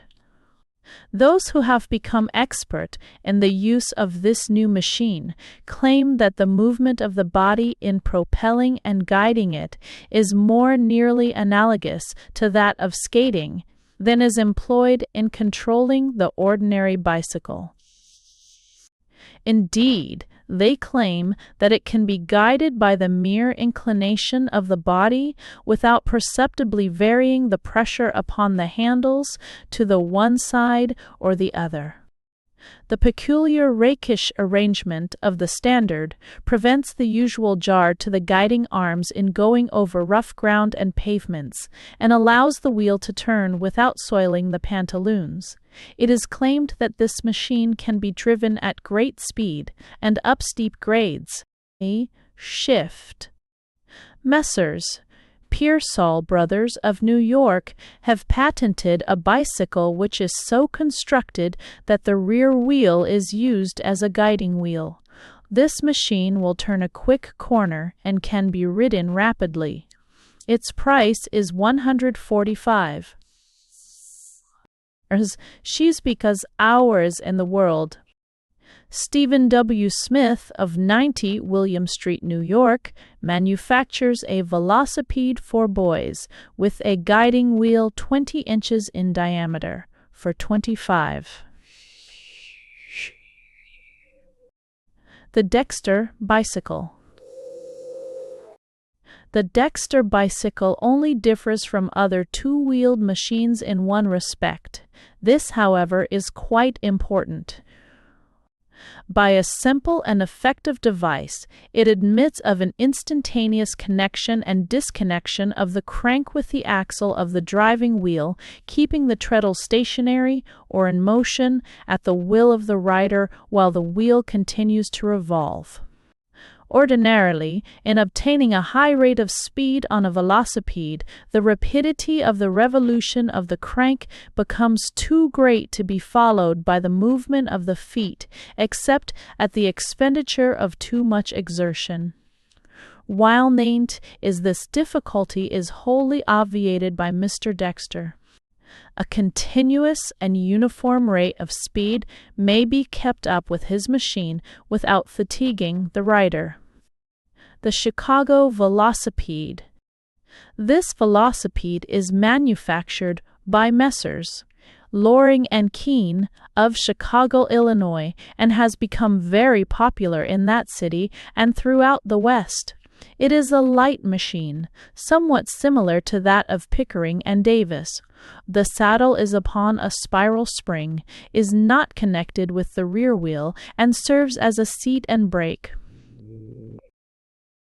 The manufacturers claim that it will ascend a grade of 1 foot in 18 and that it can be driven at great speed. Its price is $130. D.W. Gosling of Cincinnati, Ohio, has been engaged for some months in the manufacture of a velocipede upon the Franco-American plan. He claims that his bicycle is equal to any other, both in durability and fine workmanship. There is another manufactory in Cincinnati which turns out 1,600 velocipedes per week that are sold at $35 each. These machines are of the poorest possible workmanship and material. There are large numbers of bicycles in the market which are both unsafe and dangerous, and which the makers push into unsuspecting hands by offering them at much reduced rates. Nothing should be cast about the metal works of a velocipede except the brasses. A bad machine carefully kept may perhaps last longer than a good machine, very badly managed. It should be the ambition of a good rider, however, to have a good machine, kept in good order. There is danger to the velocipedist in pushing ahead with speed when the slightest collision or the giving way of some minute portion of the machine may smash the whole affair. Four-wheeled velocipedes. Bradford's Velocipede. If any of our readers desire the luxury of a ride on a velocipede without the necessity of taking lessons, or the danger of getting a fall, they will find Bradford's four-wheeled velocipede ready and able to afford them the pleasure. The inventor of this vehicle, Mr. C. K. Bradford, has devoted the greater part of the last 5 years to experiments upon the velocipede, and took out his first patent 3 years and a half ago. The machine, as now constructed and improved, obtained its American patent October 13, 1868. It has since been patented in England, France, and Belgium. It is made of the best material and finished like a gentleman's trotting wagon. It weighs but 65 pounds and combines in a high degree both lightness and strength. Any man, woman, or child can learn to guide it easily with but a few moments' practice. The inventor claims that it is able to maintain a speed of a mile in 3 minutes, and that the extraordinary time of a half-mile in 1 minute and 45 seconds has been made upon a country road. It can be driven by almost any man at the rate of a mile in 4 minutes on almost any road without greater exertion than is ordinarily used in walking. This velocipede, unlike all others, is seen to best advantage on the street.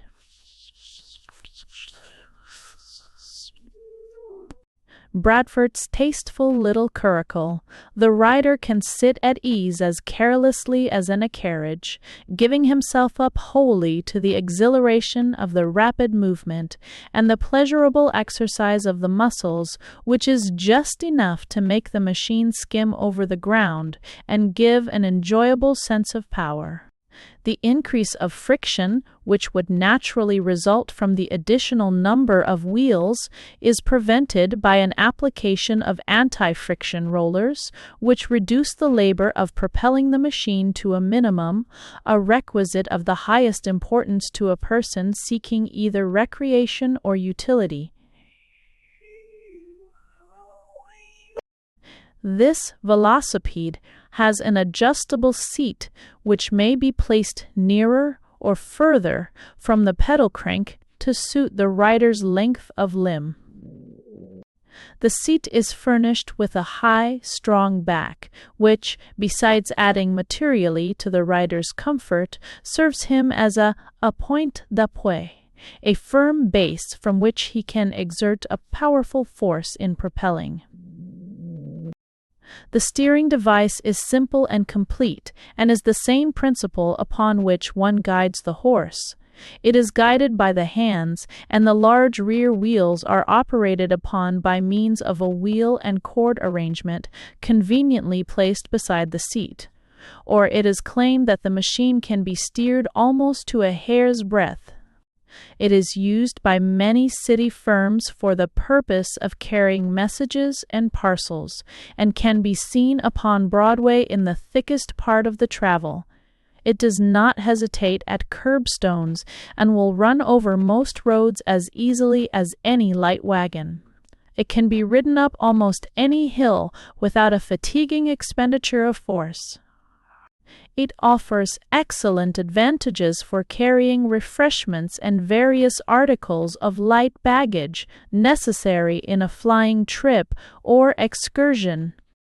Though this machine requires more room for its accommodation than the bicycle and cannot be stored against any wall, and though it does not give the peculiar and fascinating kind of exhilaration which balancing upon the bicycle affords, it will be seen to have many advantages over the two-wheeled vehicle.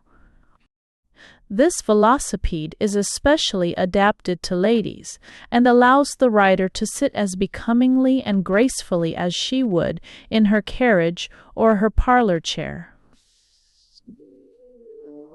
The proprietors have a very ingenious device which can be attached to the machine for ladies, which completely conceals all points of motion. The Bradford brothers have a large manufactory in Newark, N.J. Mr. J. W. Thorpe is their agent and is rapidly selling state and county rights. This velocipede is sold at $150. The Messrs.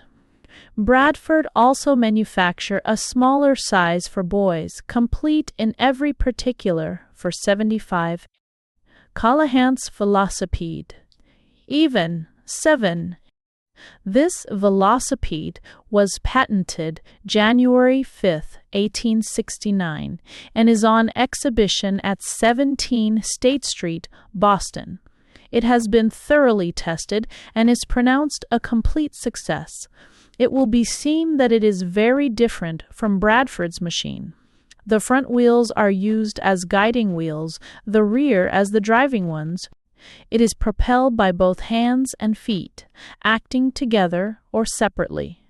The propelling power is almost unlimited, and is furnished by cranks in the hind axles, with lever attachments. It has 3 different steering arrangements, either of which can be applied according to the taste of the purchaser. In all these, the forward wheel and axle are turned with a lever arrangement, operated upon by the hand. The machine develops both chest and limbs, and can be readily used by ladies and children. A little girl of 6 years has ridden it for an hour without fatigue. It is so constructed that scruples of delicacy need prevent no lady from driving it.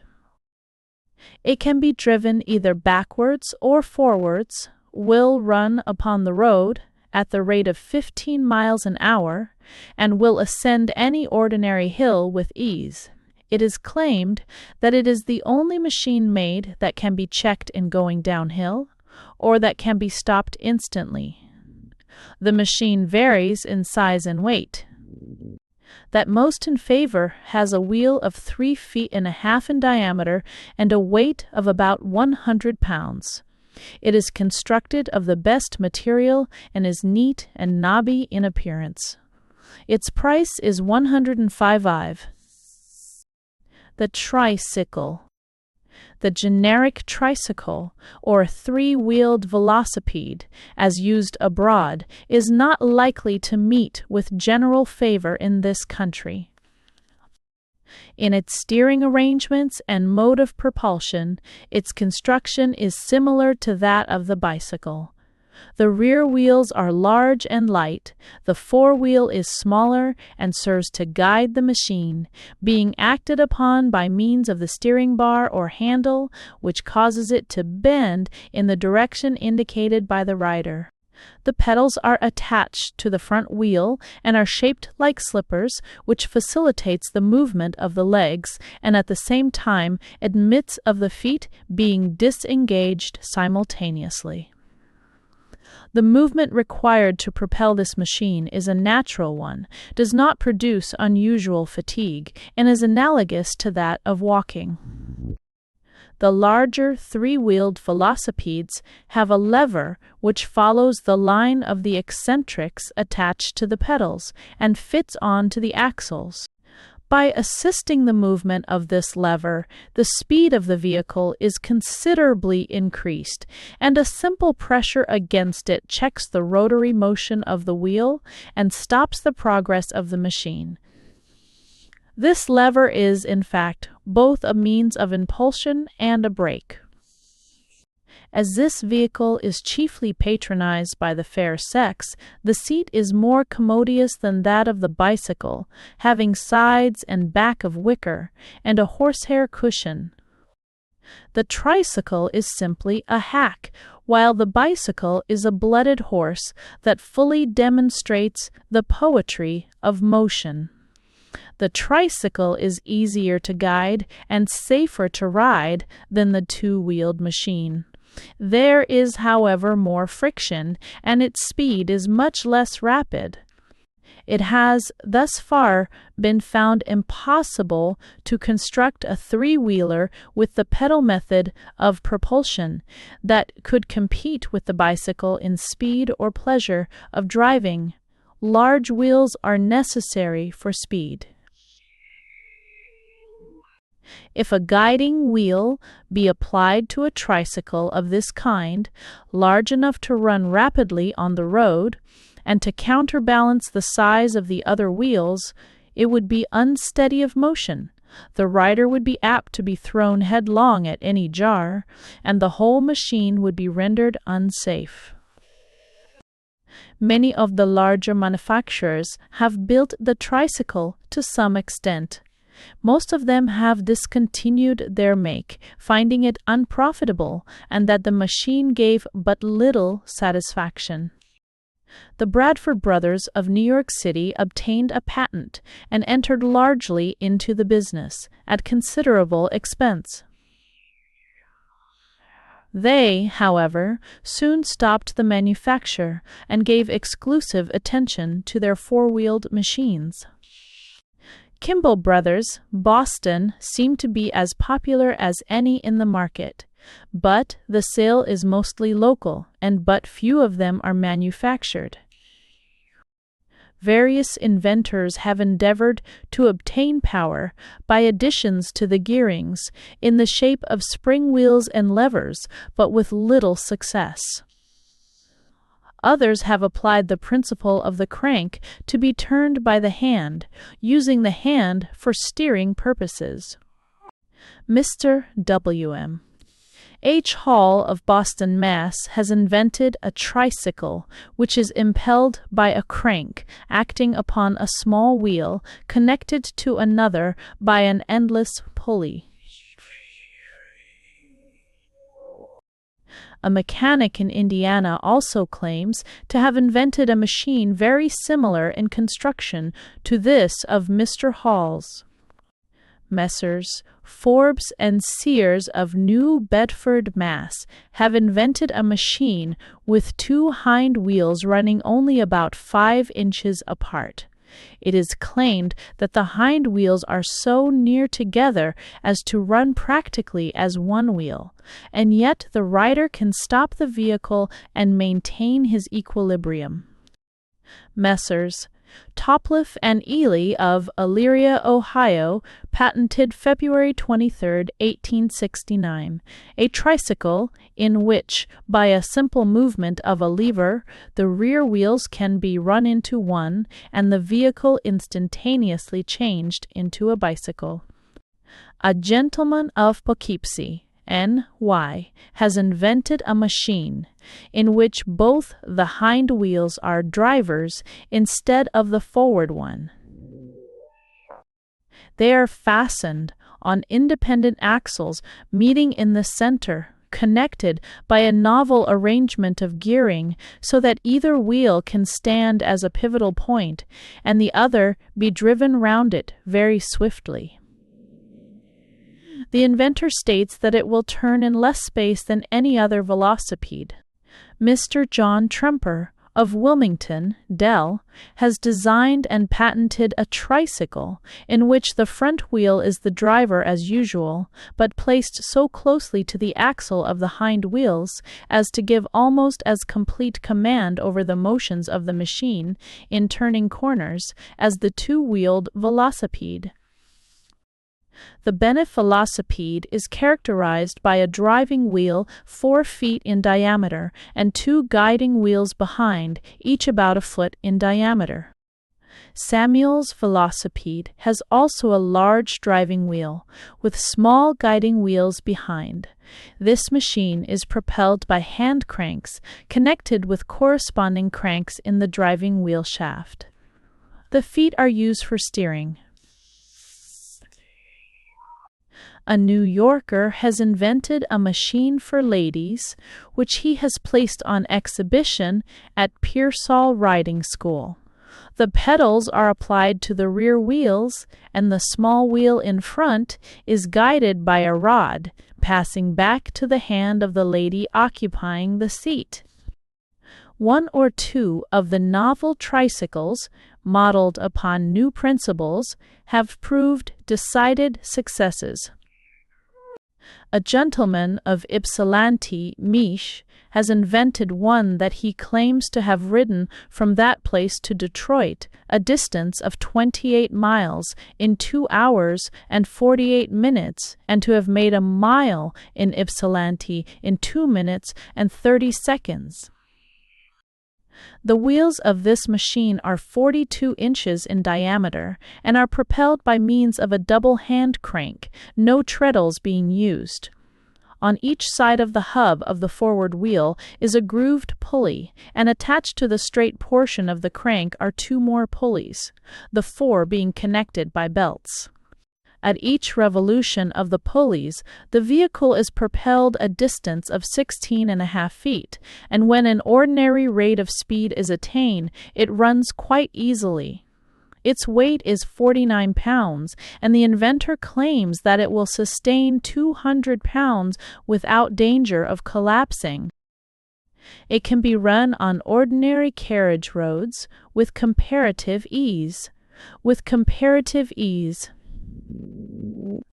Samuel Marden of Newton Corner, Mass., has lately commenced the manufacture of a 3-wheeled velocipede for which he obtained a patent in February 1868. He calls his machine a mechanical horse. It is propelled by the weight of the rider and by friction. It has neither treadles, cranks, or guiding arms. The rider rises in his stirrups as on a trotting horse. The saddle is so arranged that the pressure upon it revolves a gearing wheel, which acts upon a small one connected with the axle of the rear wheel. These wheels are thus made to turn very rapidly.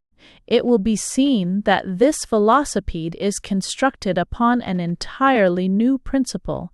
It is claimed that it can be driven upon the road at the rate of from 10 to 15 miles an hour. This machine can be used by ladies with a side saddle arrangement. Its price is $125. Marden's Velocipede has been tested, and we think he has a fortune in his invention. He has more orders than he can fill and is prepared to sell state, county, and town rights. Hemmings' unicycle, or Flying Yankee Velocipede. The single-wheeled velocipede has at length received a palpable body and a local habitation and a name. Richard C. Hemming of New Haven, Conn, invented the machine herewith represented 2 years ago, but has only recently brought it into the market and applied it to practical purposes. The main wheel has a double rim, or has 2 concentric rims, the inner face of the inner one having a projecting lip for keeping the friction rollers and the friction driver in place, each of these being correspondingly grooved on their peripheries.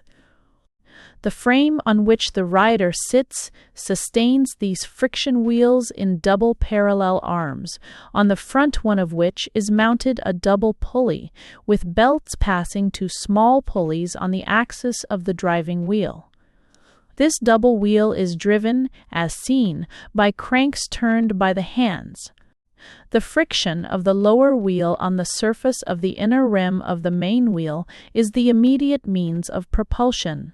A small binding wheel, seen between the rider's legs, serves to keep the bands or belts tight.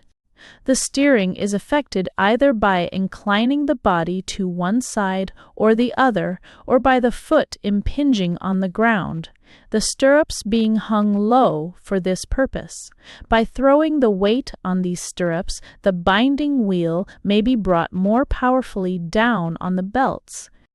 Over the rider's head is an awning, and there is also a shield in front of his body to keep the clothes from being soiled by mud and wet. When going forward, the driving wheel is kept slightly forward of the center of gravity by the position of the rider. By this means, the power exerted is comparatively small. Every turn of the crank is equivalent to a rotation of the great wheel. Mr. Hemming says that this machine can be manufactured for $50, of a weight of only 30 pounds, that it will ascend steep grades, and that it can be driven on the roads with but little exertion, at the rate of 20 or even 25 miles an hour. This wheel is of a diameter of from 6 to 8 feet. Mr. Hemming's boy of 13 has one 5 feet in diameter, the first manufactured crude in construction and heavier than necessary, which he propels at the rate of a mile in 3 minutes. Dai Tai, a mechanic of Dubuque, Iowa, has invented a one-wheeled machine, which he calls a velocicle or velocipede. This velocipede is not ridden upon, but transports its rider into the position of walkist. I is a large wheel or double wheel, made a unit by a light rim of 5 feet 1 inch in diameter. The operator steps upon the rim and commences to ascend an endless ladder. It being movable, of course, he does not ascend, but sets the wheel in motion.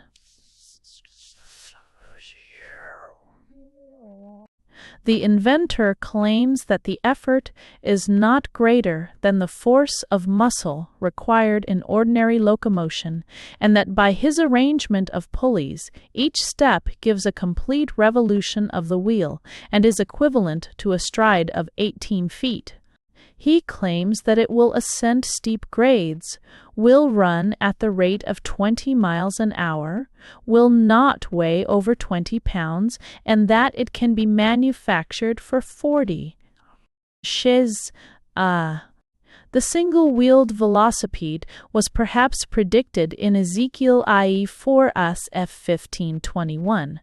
A gentleman in Pittsburgh, Pa, claims to have invented one which can be propelled by the combined force of 5 men who occupy comfortable seats in the automatic horse. This wheel is 10 feet in diameter, and the inventor thinks it can be driven at the rate of 20 miles an hour. Sue. A New York mechanic has devised a monocycle or single machine, which consists of a wheel 8 feet in diameter with a tire 6 inches wide or 2 narrow tires on its outer edges, with 2 sets of spokes connecting with a double center, which fills the place of a hub, the 2 sides of which are 2.5 feet apart. The operator is in the middle and propels the wheel by an apparatus in which both his weight and his muscles are brought into play. We present an engraving of an English one-wheeled velocipede. The feet are placed on short stilts connected with the cranks, one on either side of the rim, while the rider sits upon a steel spring saddle over the whole wheel. The inventor modestly limits the diameter of the wheel to 12 feet and the number of revolutions to 50 per minute. 25 miles per hour is the speed expected to be reached. The riders of this machine, without the ability to overcome the laws of gravity, would be very likely to get broken bones and noses. It is not likely to come into general use. IRO Captain Dubuisson, a Frenchman and captain of Prince Napoleon's yacht, Jerome Napoleon, has invented a velocipede which runs upon water with great facility.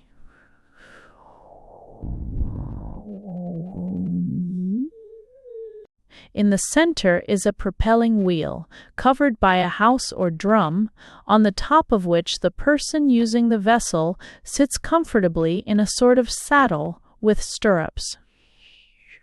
By means of these stirrups and a hand crank upon each side, he gives the wheel its motion, precisely as it is given to a velocipede on shore. The novel craft is easily propelled at the rate of 6 miles an hour. A gentleman of Poughkeepsie, NY, has invented and uses an ice velocipede, which he propels with astonishing rapidity. The frame of this velocipede is built like those which are commonly used in this city. It has but one wheel, steered with a bar as in the land machine, but armed with sharp points to prevent its slipping. Instead of the wheel behind are 2 sharp runners like those attached to the ice boats. Have a buried die for about 4n. A steam velocipede has also been invented, from which great speed is expected. The cylinders and their attachments to the 2 driving wheels are not shown.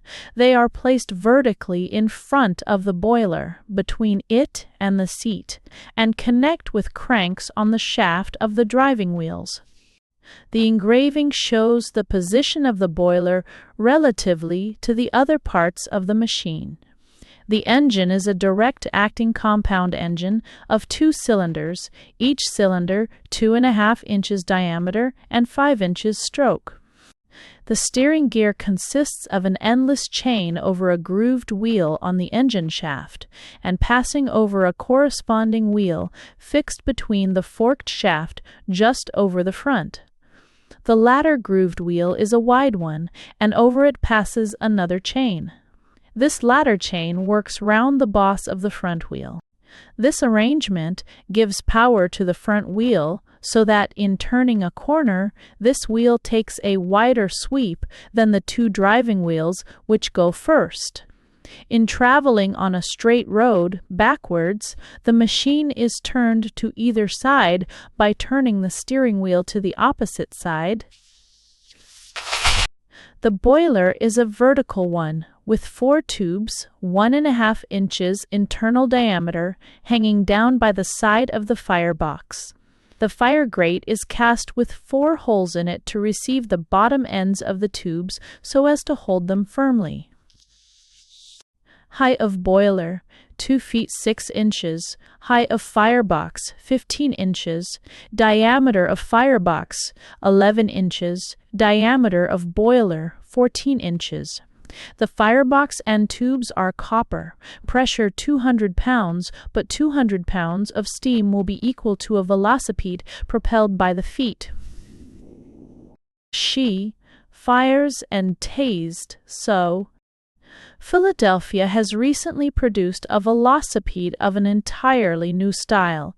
There are but 2 wheels, the seat sitting quite low between them. The novelty consists in a cog attached to the guiding post, by means of which the rear wheel is made to follow directly in the track of the forward wheel. No matter how short the turn, both wheels make it at the same time, and the seat always remains parallel with the driving wheel. In other machines there is no guide to the rear wheel, and consequently the machine cannot be turned so readily when a collision is threatened. The new machine, which is called the Keystone in honor of its native state, is substantially built, and so far as it has been tested in the riding school, is pronounced a success. There is an ingenious gentleman in Cincinnati who is at work constructing a velocipede to be propelled by a spring on the principle of a watch. After winding it up, he calculates that it will move 2 miles before it will require winding. A gentleman in Albany has arranged a velocipede to run on railroad tracks. The wheels have flanges to them, so that they cannot leave the rails. The flanges are so arranged as to be removed when occasion requires, so as to make the machine available on ordinary roads. An expert velocipedestrian in the West has had rubber tires put upon the wheels of his vehicle, and finds by their use he can ride in winter over snow and ice without slipping, and that in summer he is much relieved of the jar from roughnesses of roads. The vast majority of the new velocipedes of which we hear daily prove total failures on trial. Most of their inventors proceed upon abstract principles and fall into absurdities from which previous practical knowledge would have saved them. Velocipedes for ladies. We present a bicycle for ladies, lately invented and patented by Messrs. It will be seen that the reach or frame, instead of forming a nearly straight line from the front swivel to the hind axle, follows the curve of the front wheel until it reaches a line nearly as low as the hind axle, when it runs horizontally to that point of the hind wheel. The 2 wheels being separated 3 or 4 inches allow of an upright rod being secured to the reach. Around this is a spiral spring, on which a comfortable, cane-seated, willow-backed chair is placed. This machine, with a moderate-sized wheel of 30 to 33 inches, will allow being driven with a great deal of comfort and all the advantages of the 2-wheel Evolose. In mounting, a lady has to step over the reach at a point only 12 inches from the floor, the height of an ordinary step in a flight of stairs. A machine for ladies has also been invented by S.T. Derry of Boston and patented by Messrs. Sargent and Derry, which in construction and appearance is very similar to the one just described. Its saddle is of velvet on springs, giving a perfectly elastic seat. It is furnished with mud fenders in front and behind, and is complete in every respect. Both these machines have been examined by experts and pronounced satisfactory. It will be readily seen that they obviate many of the difficulties, embarrassments, and objectionable features of the bicycle. They will, doubtless, become popular. While young men have been dashing about on velocipedes, many young women have looked on with envy and emulation. They have not been satisfied with the tricycle designed for their especial use, and have felt it hard that they should be denied the exercise, amusement, risk, dash, and delightful independence which the bicycle so abundantly affords. It is possible that our young ladies will rush into velocipeding as they have into skating and other athletic amusements. It would be a substitute, in many cases, for the expensive luxury of horseback exercise, and has the advantages over it of convenience and pleasure as well as cost. Velocipeding will be particularly nice for suburban ladies who have smooth roads around them over which they may bowl to their heart's content and drive themselves from house to house on morning calls. It will not be necessary to keep an ostler, nor to have an attendant to assist in mounting and to accompany the rider. When ready for her ride, a lady may take her horse from the front hall, clean and fresh, mount, and be off. It would be a bright and beautiful day for our land, should a laudable and reasonable ambition once fairly get possession of our young women to cultivate and develop their physical natures and to become strong, healthy, robust, and enduring. A short time since, the Revolution published an able article recommending the use of the bicycle to ladies. It has been used by them for some time in a quiet way and to a much greater extent than is generally supposed. There are classes for ladies in almost every large city, and many are waiting for fine weather to enjoy the art in the open air, instead of a closely confined room, and to witch the world with noble horsemanship. The idea has been conceived from seeing experts ride side-saddle fashion and drive the machine with one foot, that ladies might begin by learning the art in that way. But with a proper teacher of their own sex, and with suitable dresses for preliminary practice, ladies can soon obtain such a command over the vehicle that they can ride side-saddle-wise with perfect ease. A lady must begin with great moderation and train her muscles to the work of propulsion, or they will cry out vehemently at first. Above all, she must avoid getting cold, rheumatism, and neuralgia after being heated by the exercise. The best school for ladies is established in Boston and is conducted in a properly private and exclusive manner. It is supplied with a number of lady teachers and assistants, all under the direction of the best velocipedagogue in the city. It is in a large hall in a good locality and is provided with the best French machines, dressing rooms, and other conveniences. Many good old Boston names are to be found upon the list of pupils. The lessons are $25 for a course of instruction with a guarantee of proficiency. There is also a school especially designed for ladies at the corner of 5th Avenue and 14th Street, New York, at what is known as the Somerville Art Gallery. This has 2 halls of an area of 3,000 square feet. One of the halls is set apart for beginners and the other for those more advanced. Ladies, in riding the bicycle, commonly use the modest and appropriate costume worn by them in calisthenic exercises and in the gymnasium. Another very suitable dress for the velocipedestrienne has been thus described: let the outer dress skirt be made so as to button its entire length in front, The back part should be made to button from the bottom to a point about 3/8 of a yard up the skirt. This arrangement does not detract at all from the appearance of an ordinary walking costume.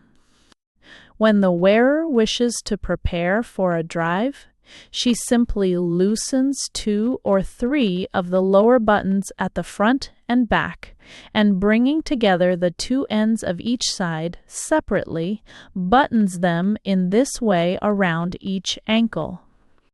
This gives a full skirt around each ankle, and, when mounted, the dress falls gracefully at each side of the front wheel. Miss Carrie Augusta Moore, well known in amusement circles as the Scatorial Queen, has been riding the bicycle in public in Washington, Boston, and the western cities with much success. Velocipede schools and rinks. Those who have thought the rage for velocipedes would be fleeting and evanescent have found themselves much mistaken. Velocipede schools, halls, rinks, institutes, and academies have sprung into existence with mushroom rapidity.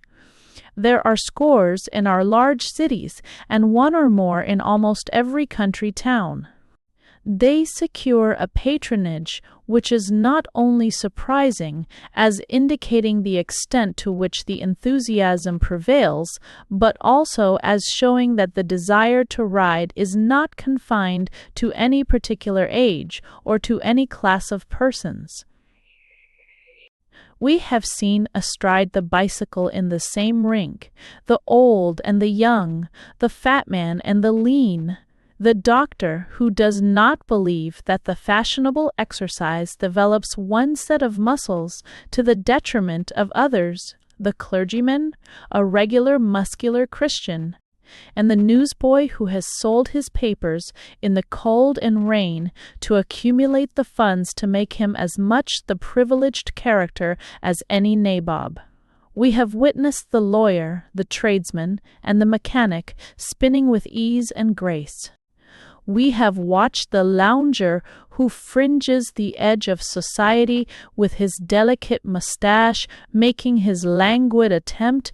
We have seen the artist mount his Pegasus and the professor of literature striving with noble persistency to emulate his much-envied tutor. There is a marked fascination in the exercise which affects alike the spectators and the participants. Those who come to look remain to ride, and those who once bestride the wheeled Rosinante refuse to quit until they have tamed the unaccustomed steed. It is very amusing to watch the eager pupils going through their novitiate. The beginners mount, struggle, perspire, and tumble in all directions and shapes, and blunders, awkward movements, collisions, and shipwrecks follow each other in constant succession. The more advanced ride with "this one thing I do" manifest upon every feature, and one would suppose, from looking at their compressed lips, knit brows, and fixed eyes, that they felt they were guiding, like Phaeton, the horses of the sun. The graduates and proficients ride with charming ease, carelessness, and control. The early bird catches the worm is a proverb particularly applicable to those who first started velocipede schools. All the rinks, schools, academies, and velocipedagogues do a large business, and their machines pay for themselves in a short time. The fever is not confined to the eastern and middle states, but rages throughout the south and west. In some of the velocipede riding halls, a charge is made for a series of 10 lessons. At others, there is an admittance fee and a certain price per hour for using the machine. In our cities, we have them to suit all classes and conditions of people. They range from the rinks in common localities, with their sawdust floors, cheap machines, and nominal admission fees, where the timid toddlers go it alone, to the schools and the marble blocks, with their French machines and experienced teachers. As our knowledge increases, our tastes become more luxurious. The plebeian is content with his wagon, but the patrician must have his soucoupe. The beginner asks no better accommodation than is afforded by the New Bedford machine, but one of the do-it-gracefuls, or one of the fancy few, must have spring work, ornamental mountings, bright varnish, and no sawdust under him, else he fails to experience the acme of bicycular enjoyment. Among the most popular velocipede schools in New York City are those of the Pearsall Brothers, corner of Broadway and 22nd Street, Hanlon Brothers, corner of Broadway and 10th Street, Calvin Whitty, 638 Broadway, Mercer and Monod, Nombre au Brumma and Monod, Nombre au Bur. 3. William Street and Barber and Pendleton, corner of Broadway and 47th Street. The Pearsall brothers formerly occupied prominent and lucrative positions with Messrs. Gurney and Son, photographers. They foresaw the future popularity of the velocipede and abandoned photography for velocipeding with immediate success. They opened the first school in New York and have the names of some 500 or more pupils on their lists. They have a velocipede wear room under their hall. We can diet, storyzamini, their dree, here, Hollingba, we can use in ours there. The Hammond brothers, well known as gymnasts, have the reputation of being the best riders in the country. Their hall is the largest in New York and is furnished with 25 first-class machines. They lately gave a velocipede reception and hop and exhibited many graceful and daring feats upon the bicycle. Afterwards, other gentlemen also gave proof of their skill, among them Charles A. Dana, editor of the New York Sun, who is an expert writer.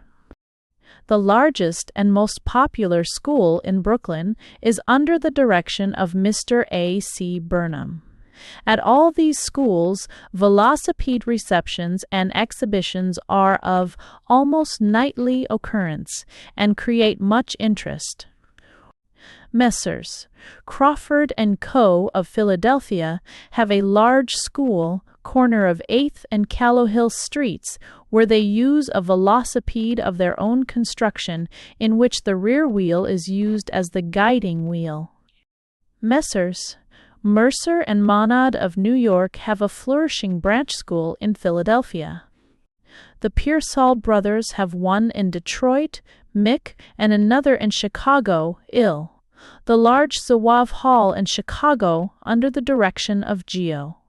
D. Miles, has become a noted velocipede academy. The Nicholson pavement, much used in Chicago, is admirably adapted to this kind of propulsion, and the riders soon leave the rinks for the streets. Chicago hails any invention of a fast nature, and the velocipede has already become a practical institution there. There is no place where the velocipede furore has developed more rapidly or to a greater extent than in Boston. There are over 20 schools and rinks in the city, and no less than 11 on Washington Street, between the Old South Church and Chester Square.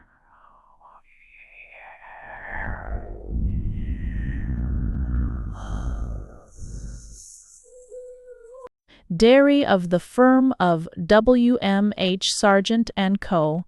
at 155 Tremont Street. At this school, the course of instruction is thorough and complete, and all pupils graduate experts. 6 different sizes of French pattern velocipedes are used, and the scholar is advanced from one to the other according to progress. Though this is a private school, there are the names of hundreds of graduates upon its lists. Mr. Derry is an accomplished teacher. He has several other schools under his charge and has made arrangements to lease the skating rink for the same purpose. The first public rink opened in Boston was near Bowdoin Square, No. 7 Green Street, and has been deservedly popular. The proprietors have had branch rinks in Cambridgeport, Brighton, and other neighboring towns. The fashionable horticultural hall was transformed into a first-class Velocipede academy for a limited time. This academy was provided with coat rooms, dressing rooms, and other conveniences, and with seats and accommodations for ladies. Tournaments and races here followed each other in rapid succession. Among the other popular rinks in Boston are those of Kimball Brothers, 113, Court Street, Walter Brown, 79 Court Street, Horace M. Sargent, Boylston Hall, Macy and Butler, 90 and 92, Tremont Street at 334 Washington Street, at Arlington Hall, and at Riddle's Carriage Repository, Haymarket Square. The 2 best and largest rinks in the United States are to be found at Harvard Square, Cambridge. One of them has 12,000 square feet of floor and 25 good machines. The other, built by Mr. John C. Stiles, is in the form of an amphitheater and has a circular course of a little less than 1/8 of a mile in length. Only part of the track is under cover. At night, this rink is brilliantly lighted, and the scene is at once novel and inspiring. Scores of riders rush madly after each other at breakneck speed, round and round the arena. We have seen an expert whirl over the course in 17 seconds, which is nearly as good time as any recorded abroad, and better than any heretofore made in this country. The students of Old Harvard crowd these rinks. The billiard halls and other places of resort are deserted, and all are eager votaries of the fascinating art. Where shall we ride? But one thing is likely to interfere with the bicycle campaign in our large cities and towns, and that is the difficulty of finding suitable places to ride in. Our latest hobby is already ridden with remarkable fury in the streets, and will continue to be so by those who make the machine a means of utility. Foot passengers, however, claim the sidewalks as their exclusive rights, and will hardly be pleased to feel in perpetual terror of bicycles right of them, bicycles left of them, bicycles front of them, rolling and tumbling. And those who ride for amusement are anxiously looking for suitable places where they can do so without annoyance to passers or being interfered with by them, where they can see and be seen, and where their skill can be admired. But velocipede tracks are now in preparation. Race courses will be free to the bicycle. Velocipede stables will open in their vicinity, and the proprietors will rapidly line their pockets. All the skating ponds will be metamorphosed into velocipedariums and velocipede rinks. First 12. These will make capital exercise grounds, where numberless riders can make their graceful curves to the music of a good band, and where, in hot summer weather, they can be protected from the sun by awnings. It has been currently reported that the commissioners of Central Park, New York, have prohibited the driving of the bicycle there, but the rumor is without foundation. No such interdict will be issued unless the blooded horses object to the novel machine by running away. Well-bred horses, whether thoroughbred or not, already manifest no emotion at the sight of the vehicle. Without doubt, the commissioners will yield gracefully to the public demand. In New York, a project has been advocated of building an elevated railway from Harlem to the Battery to be used only by Velocipede riders.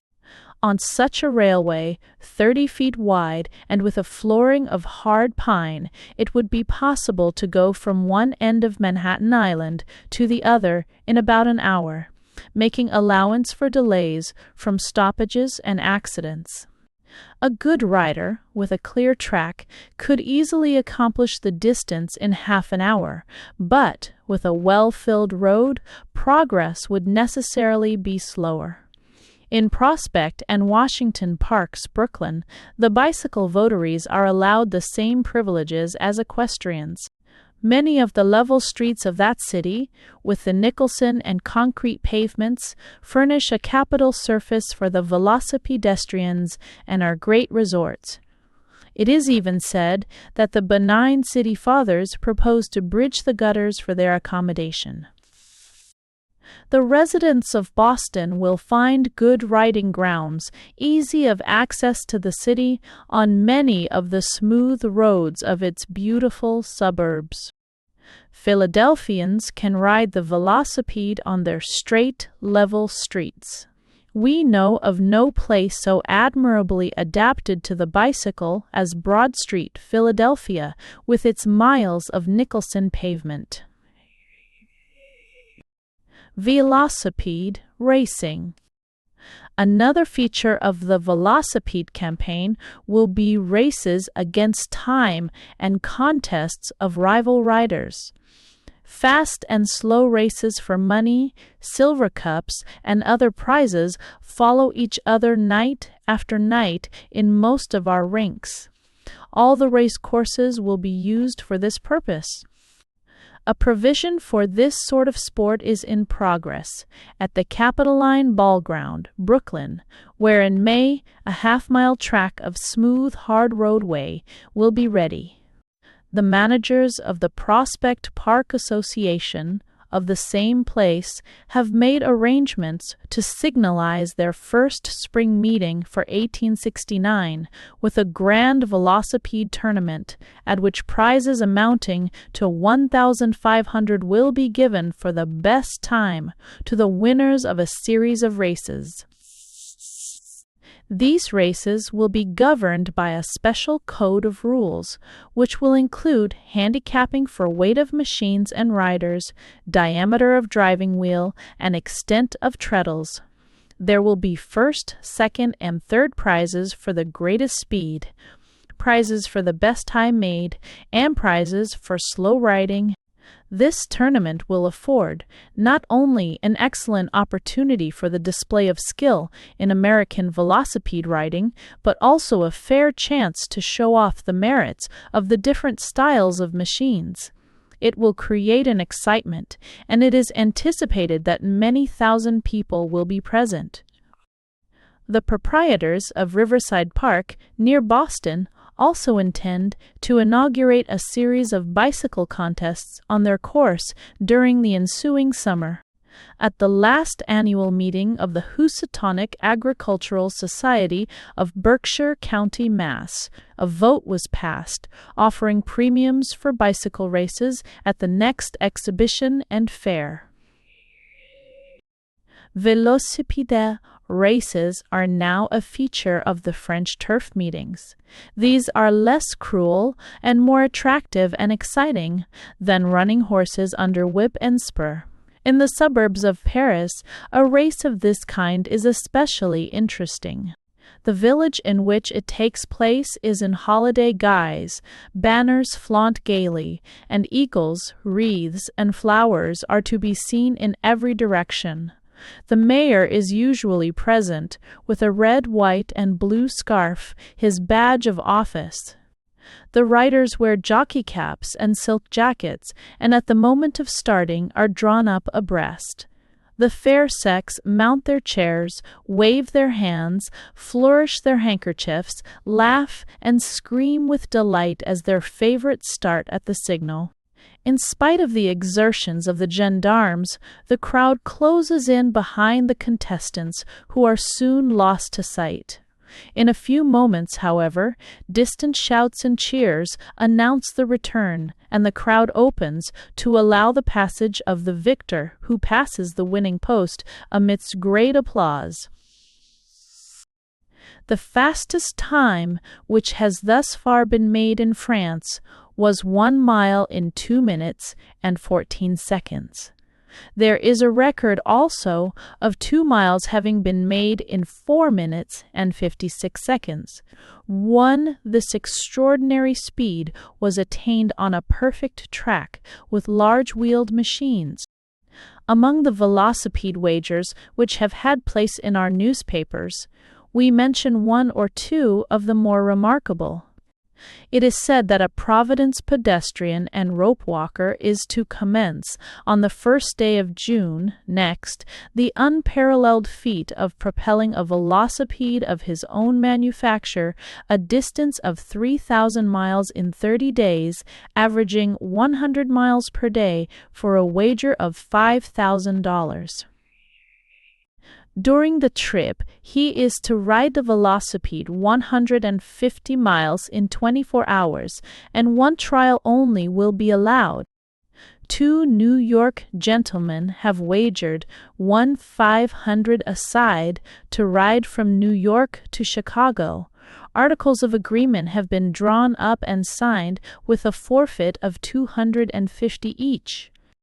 Velocipede literature.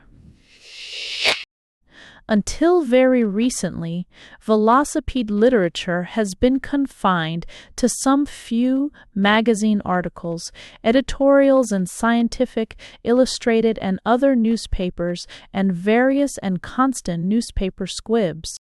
Now, however, the velocipedestrians have a novelty in a paper of their own, which has made its appearance in New York. It is to be published monthly by Messrs. Pickering and Davis. It is a quarto of 8 pages and is entitled 130. The object this paper has in view is to record everything of interest in the velocipede world. It is edited by W. Chester King, late of Athens, Greece, whom Horace Greeley, in the Tribune of February 1, 1869, justly styles a brilliant and accomplished young litterateur. This young gentleman has distinguished himself in a marked manner in various branches of journalism, and in velocipede literature he is as far ahead of his contemporaries as, in Virgil, Tityrus tells us, Rome was in advance of other cities. Verum has centum alias inter caput extulit urbeste quantum lenta solente inter viburna cupressi.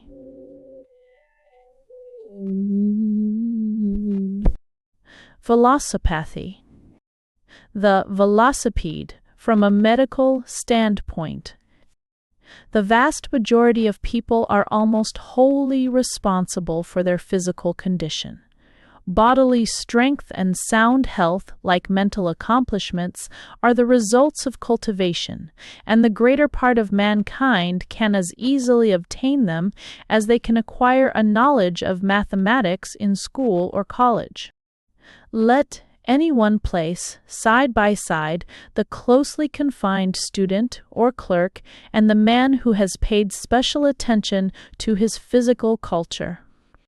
Compare the pale or sallow face, the flat chest, the narrow stooping shoulders of the former with the development of the latter, whose vigorous frame defies disease, whose strength gives a consciousness of power that makes him fearless of danger, and who can exult in that greatest earthly possession, exuberant health. These two classes of men will be the fathers of the next generation. The great disparity between them can be obviated by physical training on the part of the former.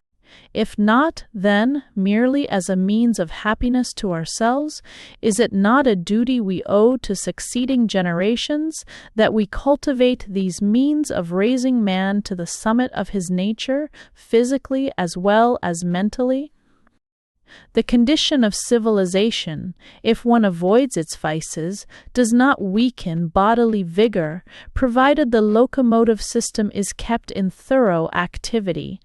The masses should not only have the necessary amount of exercise in the open air, but a perfect exercise of every muscle in the body.